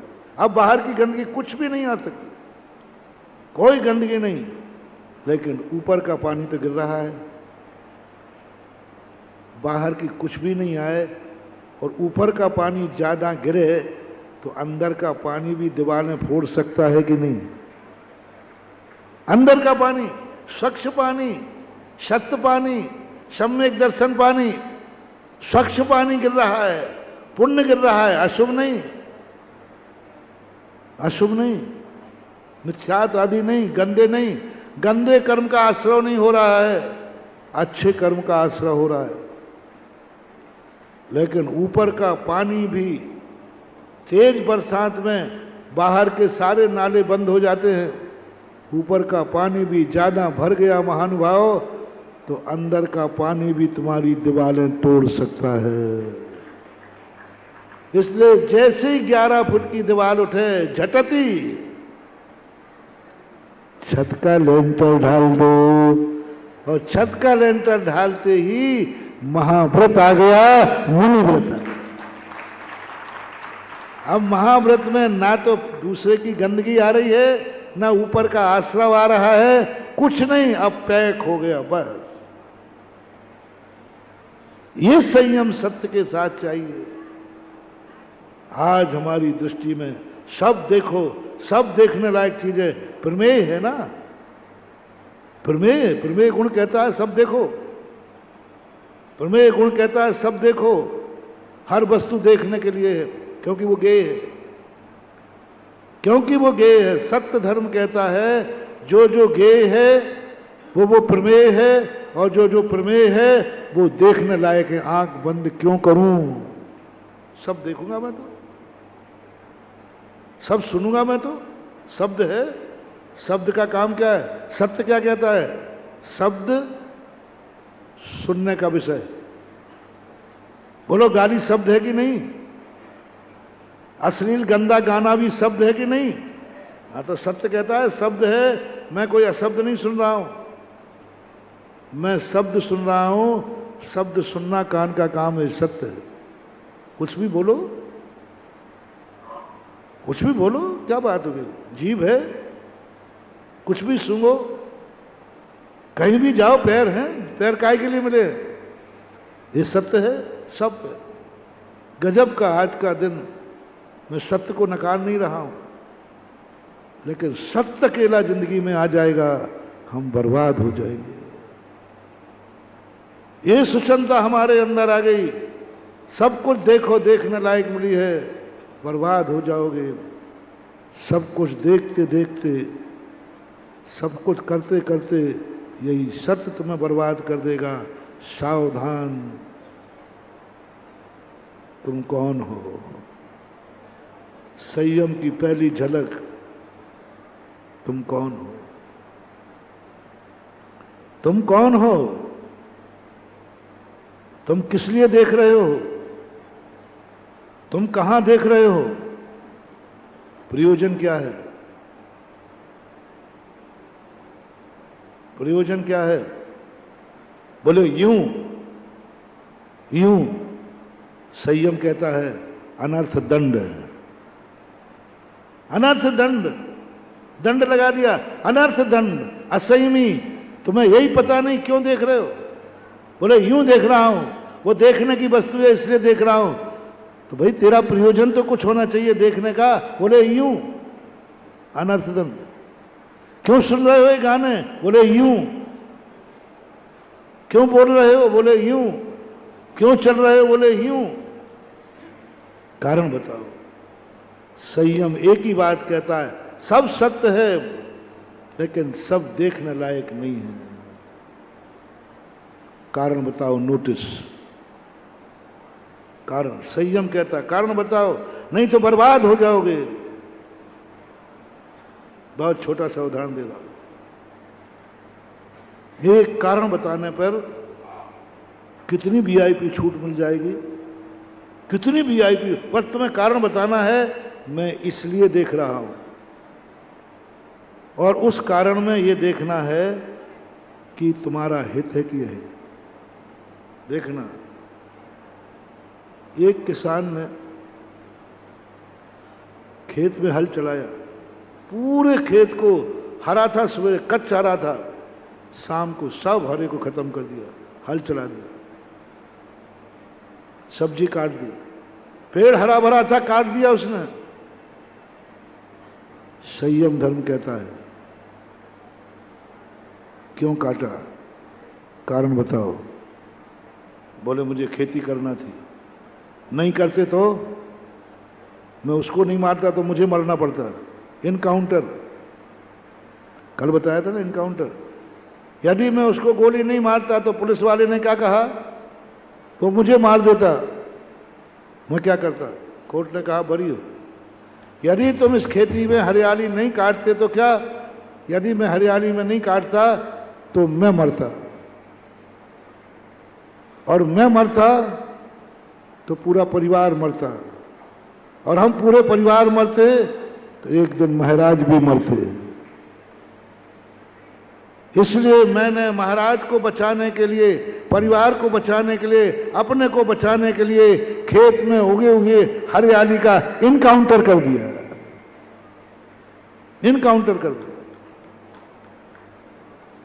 इनकाउंटर है सब, मेरे बीच में जो बाधक बनेगा इनकाउंटर। अब बोलो, उस किसान को उस पूरी हरियाली को उजाड़ने का पाप लगेगा, या स्वयं को बचाने को, परिवार को बचाने को और मुनिराज को बचाने का पुण्य लगेगा? कारण बताओ। संयम धर्म कहता है तुम्हें जो करना है करो, मैं मना नहीं कर रहा हूं, सत्य ने तुम्हें छूट दे दी ना, सत्य ने तुमसे कह दिया ना, जो चाहे करो, जो चाहे देखो, जो तुम्हें करो। कारण बता दो, संयम कारण बता दो, क्यों तुम कौन होते, क्यों करते हो, कारण बता दिया उसने बात। अब एक दूसरा मन चला चला, पूरा क्लीन चिट हो गया, बरी हो गया, किसान को पापी कहीं नहीं कहा गया। किसान हल चलाते हुए मरे तो दुर्गति नहीं जावे, क्यों बता दिया उसे। जैसे मैंने सैनिक का बताया था, क्यों बता दिया, देश की रक्षा कर रहा हूं। और एक मन चला गार्डन में खड़ा था, इतनी खेती को करने वाला भी संयमी हो सकता है, देशभक्ति हो सकता है, सप्तम प्रतिमाधारी हो सकता है, स्वर्ग जा सकता है, एक दिन में इतनी हिंसा करने वाला। अब असंयम का चमत्कार देखना, असंयम का अभिशाप देखना। उसने भी तोड़ा, ये भी सत्य है। एक बच्चे ने, आप खड़े थे गार्डन में, एक पत्ता पेड़ का तोड़ दिया, तुरंत कैमरे में आया चालान, क्यों तोड़ा, ये पत्ता क्यों तोड़ा, खाने के लिए नहीं, सूंघने के लिए नहीं, गुलदस्ता बनाने के लिए नहीं, बुरा लग रहा था नहीं, तो क्यों तोड़ा, बोले यूं। बस अब चालान हो जाएगा। इसका नाम है जैन दर्शन का असंयम। एक पत्ता तोड़ने पर अनर्थ दंड, पापी दुर्गति, महान पाप का वन, पापी कहा, अनर्थ दंड एक पत्ता तोड़ने वाले। और उसने पूरा खेत उजाड़ दिया, उसको पापी नहीं कहा। कैसा है जैन दर्शन, एक पत्ता तोड़ने से अनर्थ दंड हो गया, और एक खेत उजाड़ने पर भी अनर्थ दंड नहीं हुआ। संयम कहता है, संयम कहता है तुम सब कुछ करो, सब कुछ देखो, मुझे इसका जवाब दो, क्यों, कारण बताओ। ज्ञानी है तुम, सम्यक दृष्टि हो, सम्यक दृष्टि कभी निरर्थक क्रिया नहीं करते। संसार में यदि सबसे बड़ा कोई पाप है तो अनर्थ दंड, जिसके जो भेद कहे ना अनर्थ दंडों के, गजब गजब के भेद है, उसमें सब आता, पाप उपदेश आदि सब क्रिया। अनर्थ दंड सबसे बड़ा पाप। जैन दर्शन में मैंने कल कह दिया, सब वैलिड है, सब वैलिड है। पूरे पांचों पाप गिनाए थे हमने, सब वैलिड है। बस क्यों, क्यों बता दो, बस आप कारण बता दो। तुमने कारण बता दिया, 5 प्रश्न करेगा आज का संयम का दिन, और सब कुछ करने की छूट देगा। क्यों, मैंने इसलिए किया है। तो तुम कौन थे, तुम कौन, मैंने अपने को बचाने के लिए किया है, मैंने परिवार को पालने के लिए किया है, मैंने आजीविका चलाने के लिए किया है। तो जैन दर्शन पूछता है तुम कौन हो, गृहस्थ हो कि मुनि हो, बाप हो कि बेटा हो, कौन हो तुम।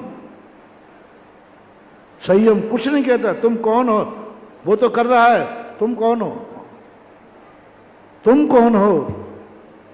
मैं जैन श्रावक हूं। कितनी पाबंदियां, कितनी पाबंदियां परसों बताई थी, या कल परसों ही बताया था, कितनी पाबंदी लगा दी मात्र इस पर तुम जैन हो। तुम कौन हो, ये प्रश्न सत्य नहीं करेगा, ये प्रश्न संयम करेगा। करने योग्य है, सब करो, तुम कौन हो। वही एक अच्छी क्रिया मुनि के लिए पाप है, वही एक अच्छी क्रिया जैन के लिए निषेध है। अच्छी क्रिया मुनि महाराज का जल्दी समझ में आ जाएगा। बोलो, मंगल दीप जलाना इसका अच्छी क्रिया है कि बुरी क्रिया है? हैं? आप ये दीप जलाते ना फोटो के सामने, अच्छी क्रिया है ना? सगुन है कि नहीं, मांगलिक है कि नहीं, पुण्यबंध का कारण है कि नहीं? और प्रतिदिन मनोज जो कहता है, प्रतिदिन कहाँ है मनोज, ये प्रतिदिन किसी ना किसी वीआईपी को बुलाता है। आज 2 महीने हो गए, एक भी दिन मैं वीआईपी नहीं हूं, इसका अर्थ है मैं मुख्य अतिथि नहीं। एक दिन नहीं कहा इससे कि आज हमारे आगरा के परम मुख्य अतिथि, राजगार सरकार ने भी राज अतिथि घोषित कर दिया, पर इसने नहीं किया अभी। ये मेरी शिकायत है। सरकार ने राज अतिथि कर दिया, इसने एक बार नहीं कहा कि हमारे आगरा के अतिथि आज महाराज जी दीप प्रज्वलन करेंगे।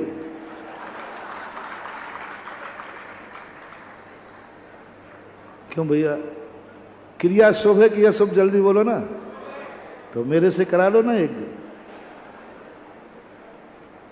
संयम धर्म कहता है सावधान, क्रिया भली शुभ है, लेकिन तुम कौन हो? तुम कौन हो? यही शुभ क्रिया मुझे पाप का कारण बनेगी। तुमने करा ली बेटा तो तुम्हारा नाश, और हमने कर दी तो हमारा नाश। क्रिया शुभ है, यदि तुमने करा ली तो तुम्हारा नाश। मंगल नहीं होगा उस दिन। जिस दिन मुनि महाराज ने दीप प्रज्वलन कर दिया, समझ लेना तुम्हारा अमंगल ही अमंगल है, बुरे दिन शुरू। और मुनिराज ने कर दिया तो मुनिराज का अमंगल शुरू। क्रिया शुभ है, लेकिन तुम कौन हो? ये संयम धर्म कहता है कौन हो। हर क्रिया हर व्यक्ति के लिए करने योग्य नहीं है। भगवान के अभिषेक का जल लाना पाप है कि पुण्य? पुण्य की क्रिया है। अवभाग्य है, अवभाग्य है, तो फिर एक आध दिन मैं भी लाऊं, मजा आएगा। सिर पे गुंडी, बगल में पिछी, कमंडल तुम ले लेना। क्या वीडियो बनेगी बोलो? मुनि महाराज बाल्टी से पानी खींचेंगे पीने के लिए? नहीं नहीं नहीं नहीं, नहीं।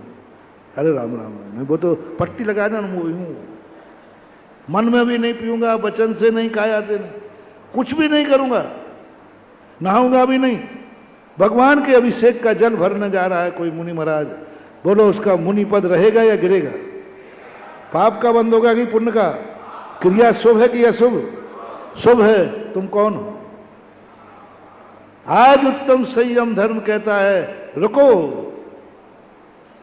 बोले कहां जा रहा है? बोले अभिषेक का जल भरने के लिए। संयम धर्म कहता है रुको, पूछो इससे कौन है? मुनि महाराज हैं। संयम कहता रख दीजिए आप यहीं पर। तो मैं कोई पाप क्रिया कर रहा हूं क्या? तुम्हारे लिए शुभ क्रिया भी पाप है, तुम मुनि हो। ये साहस संयम में है, ये सत्य में नहीं है। सत्य तो कहता सत्य तो सत्य है, सत्य तो, लेकिन संयम कहता है शुभ क्रिया भी पाप क्रिया है, तुम कौन हो? मुनि महाराज के लिए शुभ क्रिया पाप क्रिया है। 2 दिन पहले कहा था ना, जो 2 टाइम भोजन करे वो सब नरक जाएंगे। बेटा ध्यान रखना, नरक जाओगे पक्का। और कर लो अल्पाहार, और करो अल्पाहार। हाँ, 2 टाइम भोजन करे वो सीधा नरक, कोई दूसरा स्थान है ही नहीं। प्रस्ताव पास करें। जो जो नरक जाएगा वो सब, जो 2 टाइम खाएगा वो सब नरक जाएंगे। प्रस्ताव पास कर लो। जनवाणी मां कहती है रुको, महाराज जी बहुत दादागिरी कर रहे हैं, बहुत ज्यादा अति कर दिए। जनवाणी मां कहती है, संयम धर्म कहता है रुको। अरे मैं कौन सा पाप करा रहा हूं? मैं तो 1 टाइम का भोजन ही छुड़ा रहा हूं, तपस्वी बना रहा हूं। मैं तो यही तो कह रहा हूं कि 1 टाइम भोजन करो, 2 टाइम भोजन करोगे नरक जाएंगे। संयम धर्म कहता रुको। कौन? कौन? क्या जैन धर्म गजब। कौन? संयम धर्म कह रहा है कौन? रुको। 2 टाइम भोजन करने वाला नरक जाएगा, जाएगा पक्का है, झूठ नहीं है, लेकिन कौन? मुनि महाराज जाएगा। संयम धर्म ने रोक लगा दी, तुम नहीं जा सकते, तुम संयमी हो। और ये बोले 30वीं बार भी चलेगा, 4 बार भी चलेगा, नरक नहीं जाएगा। और मुनिराज खाने का भाव भी कर ले तो नरक जाएगा। ये भेदभाव पक्षपात करने का साहस किसमें है? संयम धर्म में। वही वाली बात, रात में खा सकते हैं कि नहीं? हाँ, खाने की चीज है, कभी भी खाओ। भूख लगी है, कभी भी खाओ। बस इतना पूछ रहा हूं, तुम कौन हो? बस अब बेटा बोलोगे, अब बर्बाद हो जाओगे। कौन हो तुम? मैं जैन हूं। तो जैन मर सकता है लेकिन रात में नहीं खा सकता, और खाता है तो सीधा दुर्गति। ये घोषणा करता है संयम धर्म। कौन है? कौन का टाइटल लगे, अंकुश लग गया। तुम कौन हो? जैन श्रावक हो? नहीं, तुम जैन श्रावक हो। कौन शब्द का पूरा एजेंडा है? जो जो तुम हो पहले उसको देखो। ये व्यक्ति, तुम जैन हो तो जैन को क्या क्या नहीं करना चाहिए, क्या क्या करना चाहिए, ये संयम धर्म ने लिस्ट बनाई, सत्य ने नहीं बनाई। सत्य तो कहता सब करने योग्य है। उन्होंने कहा तुम कौन हो? हर चीज में महानुभाव, तुम कौन हो? तुम देख सकते हो, सब देखो, सब देखो। देखने की वस्तु है। बस जनवानी इतनी पूछती है, तुम कौन हो? एक पिक्चर का पोस्टर लगा था गंदा वाला, पता वो पोस्टर देखने के लिए लगाया गया था कि नहीं? लगाया था। तो थोड़ा मैं खड़े होकर देख लूं। ओहो, देखने के लिए लगाया गया था, मैंने खड़े होकर देख लिया। भैया महाराज जी देखो, सब देख देख देख भैया महाराज जी क्या कर रहे, देख देख देख देख देख। अरे मैंने कौन सा पाप कर डाला रे? पोस्टर देखने के लिए लगाता तो देख लिया, कौन सा पाप कर दिया? जनवानी कहती है तुम कौन हो? पोस्टर देखने के लिए लगा था, तुम मुनि हो। आंख झुका लो। किसने झुका दी आंख? संयम ने। किसने झुका दी आंख? संयमी ने। तुम नहीं देख सकते सब कुछ, सब कुछ नहीं देखते। तुम्हारी आंख झुक जाना चाहिए क्योंकि तुम्हें देखने लायक नहीं है। यही तुम्हारा संयम है क्या? इंद्रिय संयम है क्या? मुझे समझ में नहीं आया। इंद्रिय संयम, सत्य ने जब छूट दे दी थी तो संयम की क्या जरूरत है? उसी सत्य के पीछे तो लगना है संयम। सत्य नहीं होता तो संयम की जरूरत नहीं होती। सत्य ने सारा कबाड़ा कर दिया। सत्य ने कहा क्या क्या चीजें देखने योग्य हैं और आंख से देखो, तो संयम ने कहा बर्बाद कर देगा ये सत्य। उसने कहा नहीं, तुम कौन हो? मुनि महाराज हो, आंख झुका लो, तुम्हारे देखने लायक नहीं है। नेत्र का संयम, इंद्रिय संयम, सब देखने लायक हैं और वो मैं मुनि हूं यह देखने योग्य नहीं है, उसको नकार देने का नाम है नेत्र संयम। पंच इंद्रिय संयम आता है। संयम दो प्रकार का, इंद्रिय संयम और प्राणी संयम। इंद्रिय संयम, आंख का संयम, सुनने लायक, शब्द शब्द सुनने लायक थे। उन्होंने कहा नहीं, तुम कौन हो? संयमी हो। संयमी के कान गंदे भजन नहीं सुनते, गंदा गाना नहीं सुनते। तुम कौन हो? सुगंध आ रही है बढ़िया, गुलदस्ता है, फूल सूंघ लो। है खबरदार, अरे सूंघने के लिए तो गंध है। तुम कौन हो? संयम कहता कौन हो? मैं मुनि हूं, नहीं सूंघ सकते। घ्राण इंद्रिय विजय, रसना इंद्रिय विजय, सब कुछ खाने की चीजें हैं। जो कुछ बनी है सब खाने को बनी है। रसोई में जो बना सब खाएंगे, क्या बात हो गई? जनवानी कहती तुम कौन हो? पशु हो के मनुष्य हो? भक्षा भक्ष सब खाने योग्य हैं। संयम धर्म कहता रुको, तुम कौन हो? जैन हो तो जैन हवक्ष नहीं खाएगा। एक सम्यक दृष्टि त्रियंच बैगन खाएगा, सम्यक दृष्टि त्रियंच रात में खाएगा, सम्यक दृष्टि तरंग गणंत खाएगा। कौन सम्यक दृष्टि? देश वृत्ति, पंचम स्थान वर्ती त्रियंश गणंत खा लेगा, उसको पता ही नहीं।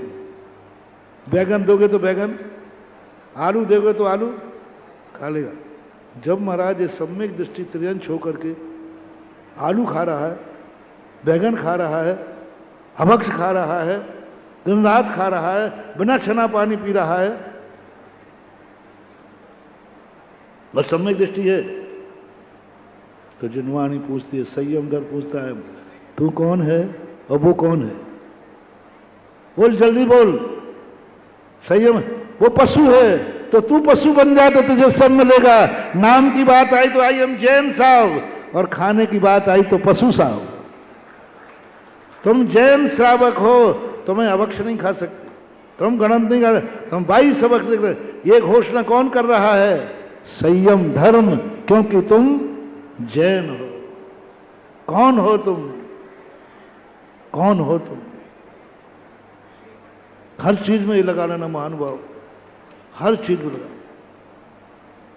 फिर कुछ कार्य ऐसे हैं तुम कर सकते हो, कर सकते हो।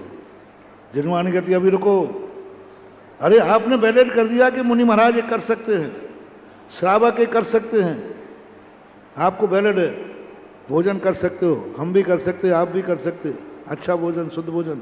आप संयम धर्म कहता है रुको। अरे अब क्या रुको? ये जो करने जा रहा है उसको कहाँ करना?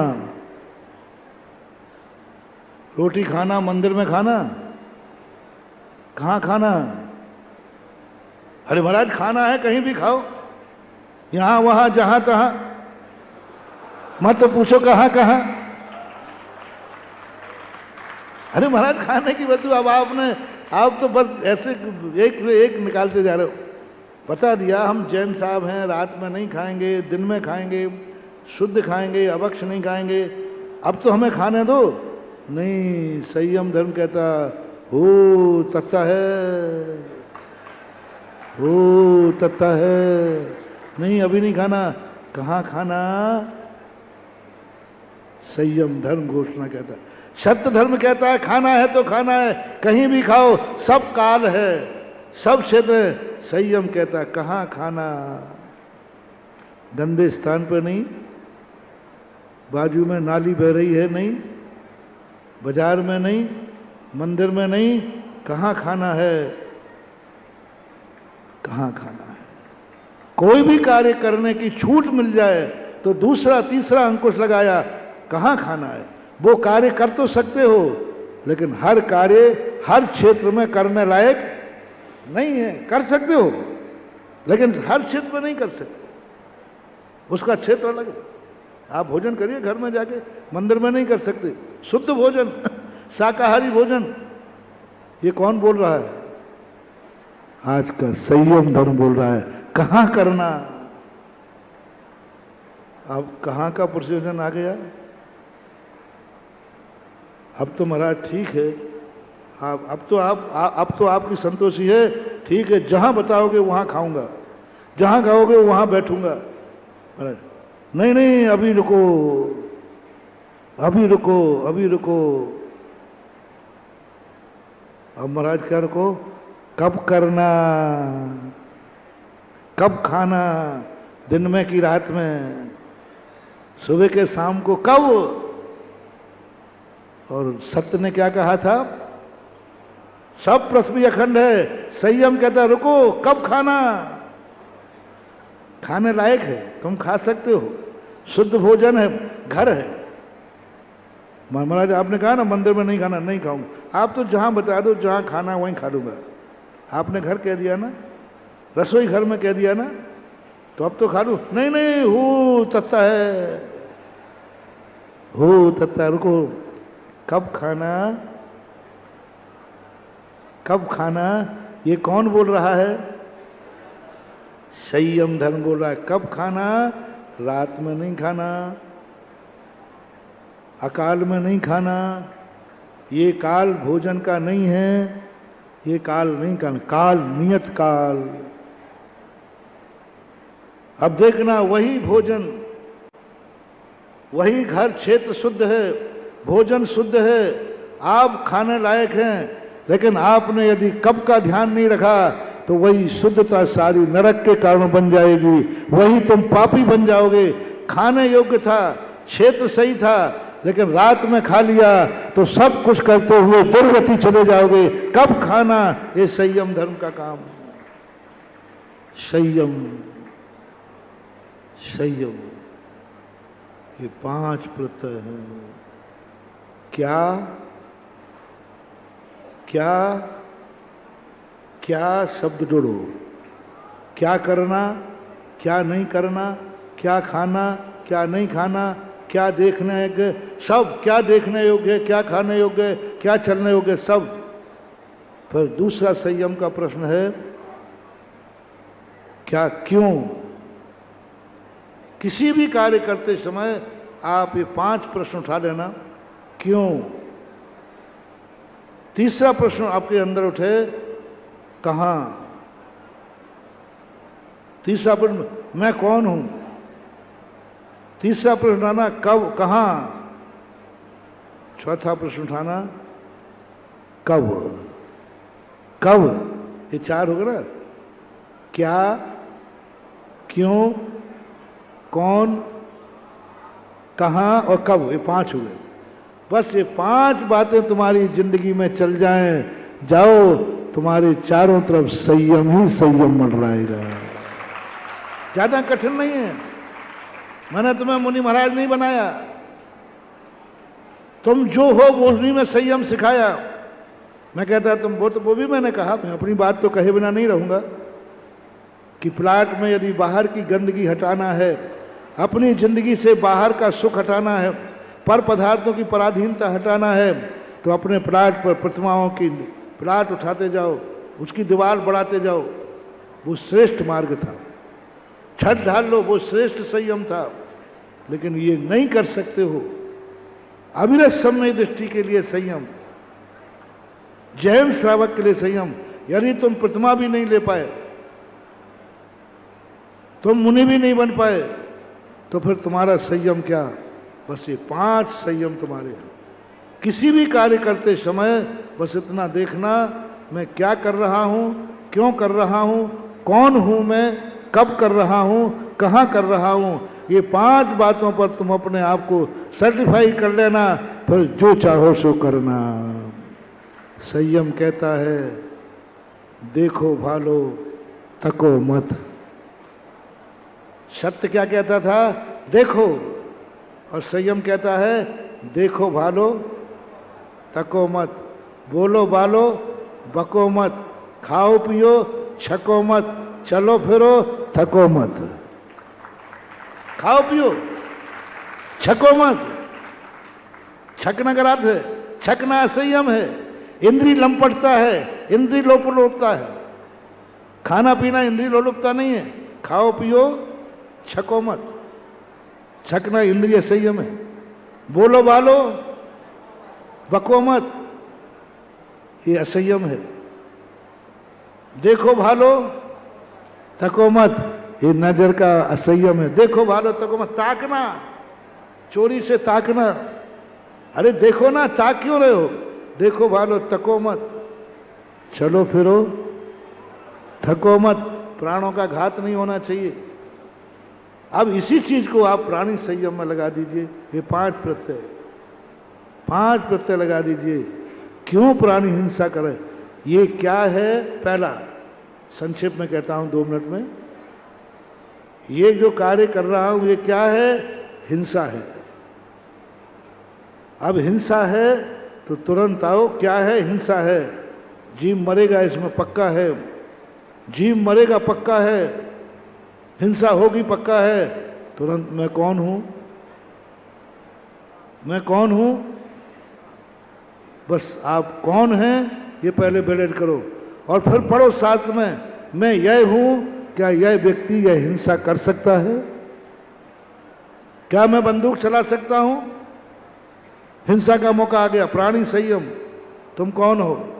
जिनवाणी ने बोली बंदूक चला सकते हैं, ऋषभदेव ने तलवार दी है, चला सकता हूं। संयम धर्म कहता है। अब क्या संयम है, ऋषभदेव ने तलवार दी है, तो संयम धर्म कहता है तुम कौन हो? मैं मुनि हूं। रख दो तलवार नीचे, रख दीजिए तलवार नीचे, नहीं तो तुम्हारा नाश हो जाएगा। तुम कौन हो? हिंसा भी करना है, तुम कौन हो? कहां कर रहे हो हिंसा? मंदिर में पूजा करते समय कि खेत में आरम परिग्रह करते समय? धर्म कार्य के लिए ये सारे प्रत्यय प्राणी संयम में भी लगा देना बंधुओं। मरना पड़ता है, मारना पड़ता है, झूठ बोलना पड़ता है, बोलते हो। तुम कौन हो? झूठ बोलना पड़ता है, तुम कौन हो? मैंने कल भी कहा था, चोरी करना पड़ता है, तुम कौन हो? अब्रह्म करना पड़ता है, अब्रह्म। जो जो शादी करेगा वो नरक जाएगा। बेटा अब पक्का है, अपन तो बच गए। अब्रह्म जो करेगा वो दुर्गति जाएगा। अब मरो बेटा, तो जाओ। हम तो जय बोलकर मना अपने खत्म करते हैं प्रवचन। नहीं तो बोलो, शादी करने वाले नरक जाते हैं कि नहीं? जोर से बोलो ना, हैं? तो फिर हम महाराज लोग भी, अरे नहीं, या तो तुम मेरी मानो तो या तुम्हारी हम मानते हो। या तो तुम मेरी मानो कि शादी करना नरक जाओगे, जिनने कर ली अबे आज ही डाइवर्स, क्योंकि तुम्हें नरक नहीं जाना है। या तो मेरी बात मानो, और नहीं तो हम तुम्हारी बात मानते हैं। मैंने कहा कि नरक जाओगे तो आज से छोड़ दो, अन्यथा तुम कह रहे हो नहीं शादी करने से कोई नरक नहीं जाता। आपके गुरु ने भी नहीं कहा, शास्त्र में भी नहीं कहा। हाँ नहीं कहा, तो फिर मुनि महाराज लोग भी करने में पागल आदमी। अपनी बारी आई तो ऐसा क्या बात है? अब ब्रह्म करने योग्य है, तुम कौन हो? मुनि महाराज मन से, वचन से, काय से, कृत कारत अनुमोदना से ब्रह्म को धारण करने वाले ब्रह्मचर्य होते हैं। तुम कौन हो? गृहस्थ को बैलेट कर दिया। कितने गृहस्थ हैं जो शादी करने वाले स्वर्गों में गए? कहीं शास्त्र में नहीं लिखा कि शादी करने से नरक मिलता है, कहीं नहीं लिखा। यदि करते तो ऋषभदेव दो नहीं कर, दो किए शादी ऋषभदेव ने। कितनी की थी? तो कहां पहुंचना था उनको? नहीं पहुंचे, नहीं पहुंचे। कौन हो तुम? अब ब्रह्म के लिए भी कहा तुम संयमी। संयम धर्म कहता है पाप भी, परिग्रह का भी ऐसे कर लेना। परिग्रह भी तुम्हारे लिए वैलिड है। हमारे पूज्य गुरुदेव ने लिखा है एक मूक माटी के अंदर, पाप के लिए जिस साधु के पास कौड़ी भी है वो साधु कौड़ी का नहीं, और जिस साधु के गृहस्थ के पास कौड़ी भी नहीं है वो साधु श्रावक कौड़ी का नहीं। अब देखो, मेरे पास कौड़ी है तो मैं कौड़ी का नहीं, और तुम्हारे पास कौड़ी नहीं है तो तुम कौड़ी के नहीं। बहुत अच्छी बात लिखी। तो ये सारी चीजों पर इंद्रिय और प्राणी संयम के रूप में ये 5 प्रत्यय मैंने आपको दिए। सत्य पर अंकुश लगाना है, सम्यक दर्शन के लिए संयम है, मिथ्या दृष्टि के लिए कोई संयम नहीं है। सम्यक दृष्टि को संयम चाहिए, क्योंकि सम्यक दृष्टि यदि संयमी नहीं होगा नाश हो जाएगा, बर्बाद कर देगा, स्वयं मिट जाएगा। असंयम मिटाने वाला नहीं है। सम्यक दृष्टि यदि असंयमी हो गया, अनैतिक हो गया, इसलिए उन्होंने कहा सम्यक दर्शन होते झटती, झट से तुम संयम धारण करो। इंद्रिय संयम और प्राणी संयम ये दोनों सत्य के बाद रखे हैं, सम्यक दर्शन के बाद रखे हैं। सम्यक दर्शन के पहले संयम नहीं, सम्यक दर्शन के पहले चारित्र नहीं, सम्यक दर्शन के बाद। इसी प्रकार सत्य के पहले संयम नहीं, सत्य के बाद, क्योंकि अंकुश तो सत्य पर लगाना है ना। असत्य तो है ही नहीं, अंकुश क्या लगाएंगे? सत्य पर अंकुश लगाना। सृष्टि सत्यमय है। जो कल हमने गाथा सुनाई थी, सत्ता सब पयत था, सविस्वरूपा अनंत पज्जाया, सारी सृष्टि सत्यमय है, सारी सृष्टि द्रव्यमय है, संयम सत्य के साथ चाहिए। महावीर भगवान की।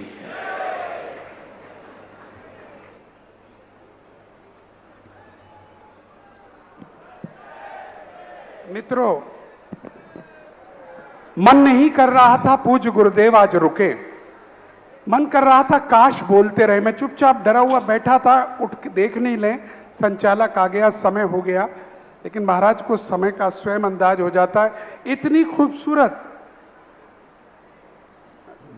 धूप दशमी की बात है। रात्रि में कदापि धूप दशमी नहीं करना। अभी चालू है क्या? बीच में आना था ये बात। रात्रि में धूप खेना, मैं भूल गया, बीच में दे देते पर्ची, तो हम इसी संयम में सेट कर देते। आज धूप खेना बहुत पुण्य का बंध है, लेकिन रात में खेना पाप का बंध है। रात में नहीं खेना। जैन दर्शन में रात्रि में कोई क्रिया नहीं है। रात्रि में धूप जरूर खेना मंदिरों में, लेकिन रात्रि में धूप नहीं खेना। रात्रि में धूप खेना साक्षात जीवों की बलि चढ़ाने के बराबर है, क्योंकि रात्रि में चौरिंद्री जीवों का संचार हो जाता है। आप उसी कमरे में, मैं एग्जाम्पल दे रहा हूँ, उसी कमरे में, इसी पंडाल में, उसी स्थान में दिन में मच्छर नहीं काटते और उसी कमरे में रात में काट, क्योंकि रात्रि में मच्छरों का संचार होता है। दिन में वो सुप्त रहते हैं, दिन में उनको दिखता नहीं है, रात्रि में वो होते हैं। और रात्रि में तुमने अग्नि जलाई तो उनको चकाचौंध लग जाता है जैसे पतंगे। दिन में पतंगे नहीं दिखते, आप देखना आपने। दिन में सूर्य का इतनी बड़ी लाइट पड़ रही है, कोई पतंग, लेकिन हेलोजन जलाएंगे तो रात्रि में यदि आपने धूपड़ा जलाया तो बहुत बड़ा दोष है। सभी भारत के लोगों से मेरा कहना है, धूप दशमी दिन अस्त होने के पहले ही मनाना है, रात्रि में कदापि नहीं। आप धूप नहीं चढ़ा रात हो जाए तो, लेकिन धूप चढ़ेगी दिन में। तो सभी लोग अपने नगर में जितने मंदिर होते हैं, कम से कम साल भर में एक बार अपने नगर को तीर्थ बनाना चाहिए। नगर को तीर्थ बनाने का सबसे बढ़िया अवसर है। तीर्थ तो बड़े बड़े होते ही हैं, अपने नगर के तीर्थ बनाने का सबसे बढ़िया है कि सुगंध दशमी के दिन हम पूरे मंदिरों में धूप खेने जाएंगे। हमारे भारत की एक बहुत अच्छी परंपरा है तीर्थ बनाने की, कि साल भर में 10 लाख क्षण पर्व में प्रायः जैनी अपने नगर के पूरे मंदिरों की वंदना करता है। आज तो थोड़ा कम हो गया हो, पता नहीं। पहले परंपरा थी, नियम था ये, कि साल भर में 10 दिन के अंदर अंदर किसी भी दिन, जैसे बड़ा शहर है तो एक दिन बेलनगंज, एक दिन धूलियागंज, एक दिन ये कर लें, एक दिन इधर, ऐसा करके 10 दिन में पूरे नगर के मंदिरों की जो वंदना कर लेता है, उसने अपने नगर को तीर्थ बनाने का पुण्य लगता है।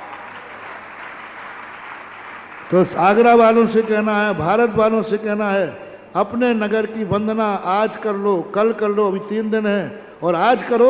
1-2 मंदिर है, शाम मंदिरों में जाके धूप खेलने जाओ। सभी मंदिरों के पास साधन है, और सब मंदिरों की वंदना करना।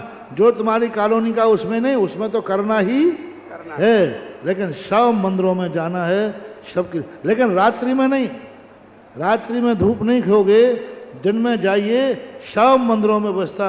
अभी जयपुर वगैरह में देखो, आज सारे जयपुर के अंदर पूरे जैन समाज घर से बाहर होती है शाम को, पर 1 बजे के बाद निकलना शुरू होगा। शाम को सारे मंदिर झांकियों से सजे होंगे, क्योंकि पूरा जयपुर हर मंदिर में जाता है, और ऐसी ऐसी झांकियाँ लगाते हैं। और लोगों का रात में आते हैं तो रेला झांकी देखते हैं, और दिन में आते हैं तो धूप चढ़ाते हैं। हर मंदिर की परंपरा। धूपड़े के ऊपर अहिंसा कहेंगे, धूपड़ा तो उनमें, तो धूपड़ा सबसे बढ़िया। धूपड़े का निषेध मत करो, धूप का निषेध मत करो। धूपड़े को ऐसी जाली बनाओ कि जाली उठाओ, उसको डाल दो, धुआं। आज सुगंध दशमी का धुआं जितने दूर तक जाएगा उतने दूर तक सुरक्ष होगा, वायरस समाप्त होगा। ये धुआं हिंसक नहीं है, ये धुआं जो जीवों को मारने वाला नहीं है, पर जाली को लगा के करें तो बहुत अच्छा होगा। आप शिवरार्थी भी आज शाम को क्लास के बाद इसी मंदिर में धूप खेने जाएंगे। 2 स्थान पर धूप रखवा देना, मंदिर में तीनों वेदी पर और मानस स्तंभ के पास, क्योंकि आप लोग इतने ही जा पाएंगे, शिविर चल रहा है। लेकिन आगरा वालों से सबसे कहना है अपने नगर के पूरे मंदिर आज करो, नहीं कर पाओ 14 तक हर नगर वालों को अपने मंदिरों की तीर्थ वंदना करना है। चलिएगा, और आज जो विषय चल रहा है संयम, एक फॉर्मूला मिल गया है और उस फॉर्मूला को लगाते ही अनेक जिज्ञासाएं भी समाधान आ जाती हैं। जब हम कहते हैं क्या, क्यों, कौन, कहां और कब, सारी बात आ जाती है। हमें खुद को भी समझाना हो या बच्चों को समझाना हो, ये 5 फॉर्मूले अब अपन याद कर लेते हैं, जैसे बचपन में पहाड़े याद किए थे। और ये 5 बातें, जब भी कोई बात कोई कह रहा है ये काम करना है, तो 5 बातें सेट कर ले, कहां, क्यों, कब और कौन, ये सारी बातें पता करके तब लगाएं। चलिएगा, आज 2 भक्ति कलश स्थापित करने का सौभाग्य हमारे शिवरार्थियों को मिल रहा है। मैं नाम घोषणा कर रहा हूं, अगर वो चाहें तो अभी भी स्थापित कर सकते हैं, अगर चाहें तो जिज्ञासा समाधान में, लेकिन मैं उनके नाम की घोषणा अवश्य करूंगा, वो यहां पर आ जाए। श्रीमान मोतीलाल वीरेंद्र कुमार जैन, ऋतु जैन, वासु जैन, सिद्धिया शांत जैन, मॉडल टाउन दिल्ली, वीर सागर ग्रुप से एक मंगल कलश स्थापित किया है। आप आ जाइएगा, जोरदार तालियों के साथ अनुमोदना कीजिएगा। एक और भक्ति कलश, ये भक्ति कलश था स्वर्गीय श्री सुंदरलाल जी की पुण्यतिथि के अवसर पर माता शांति भाई के द्वारा सुनील कुमार जैन एडवोकेट सागर के द्वारा, जिला खुरई, जिला सागर के द्वारा यहाँ पर एक भक्ति कलश स्थापित किया गया है। मैं अनुरोध करूंगा आप भी यहाँ पर आकर पूज्य श्री का आशीर्वाद लीजिएगा और जोरदार तालियां इनके लिए भी। और अगर अभी स्थापित करना चाहे तो मंगल कलश दे दिया जाए, हमारे साथी कोई हो, संकित भैया या कोई भैया आकर दे दें। अगर वो अभी स्थापित करना चाहें अभी कर सकते हैं, और अगर वो चाहें कि जिज्ञासा समाधान में तो ये उनके ऊपर होगा, लेकिन हमारे यहाँ नोट हो गया है।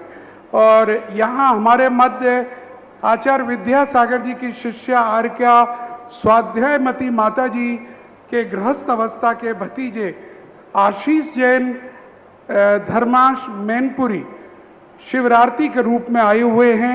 हम चाहेंगे वो आकर यहाँ पर पूज्य श्री से श्रीफल अर्पण कर कर आशीर्वाद ग्रहण करें। और इसी के साथ आज मुझे बार बार रिमाइंडर आ रहा है, और वो रिमाइंडर है भरतेश जैन महाराज जी का नन्ना भक्त ललितपुर से। आज उसका टेम्पल डे है और आज उसके परिवार ने ये सेशन भी लाइव उनके सौजन्य की तरफ से कहा है, और उसने, भरतेश ने, आपके नन्हे भक्त ने आपको बारंबार नमोस्तु कहा है। पूज्य गुरुवर ललितपुर से भरतेश आपका नन्हा भक्त, और आज का ये लाइव भी उसमें प्रायोजक में उसका परिवार है।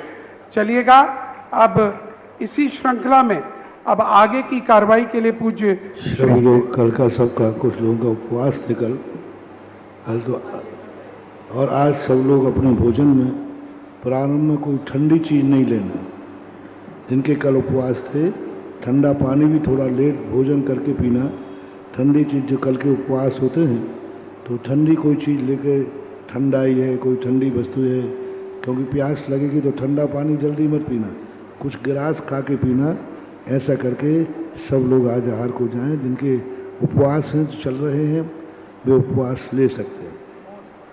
जिनको उपवास लेना है ले सकते हैं खड़े होकर के।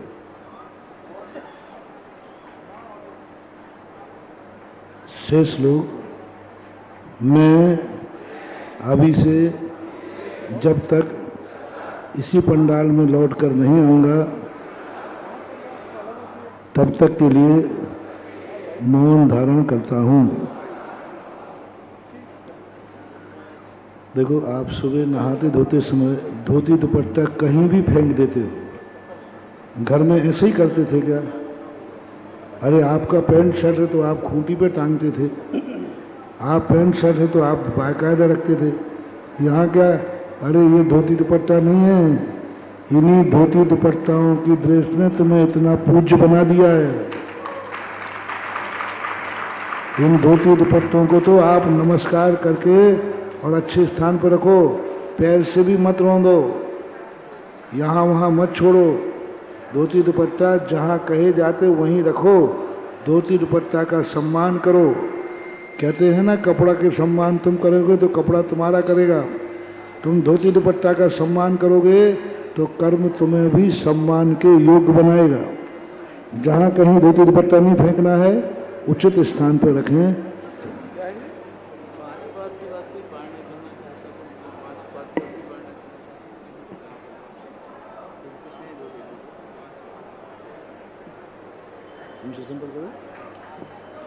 जो 5 उपवास के बाद पारणा करना चाहते हैं, उनकी पारणा की व्यवस्था सुकांत ब्रह्मचारी से संपर्क करें। जिनके 5 हो गए हों, पारणा करना चाहते हैं, सुकांत भैया से मिले, उनकी पारणा उचित रूप से हो जाए। चलिएगा अब दिनवाणी के ज्ञान ते सूर्य लोकालोक शोभाणी मस्तिष्क धर्म सदा दे दो काय सो।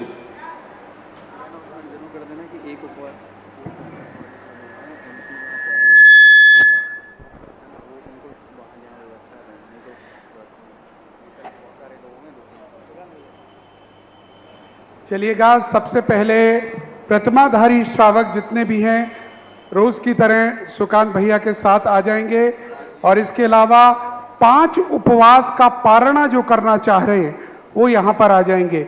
एक उपवास किया है वो जैसे जाते हैं वैसे ही जाएंगे। और आपसे सबसे पहले आज जो निकलेंगे विद्या सागर ग्रुप, ज्ञान सागर ग्रुप और शांति सागर ग्रुप सामने वाले गेट से निकलेंगे, बाकी अभी यहीं रुके रहेंगे। जैसी सूचना आएगी जिस गेट की उस पर भेजे जाएंगे, लेकिन इस गेट की सूचना हमारे पास है।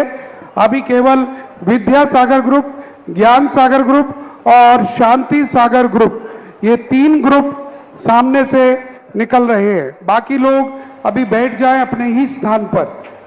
5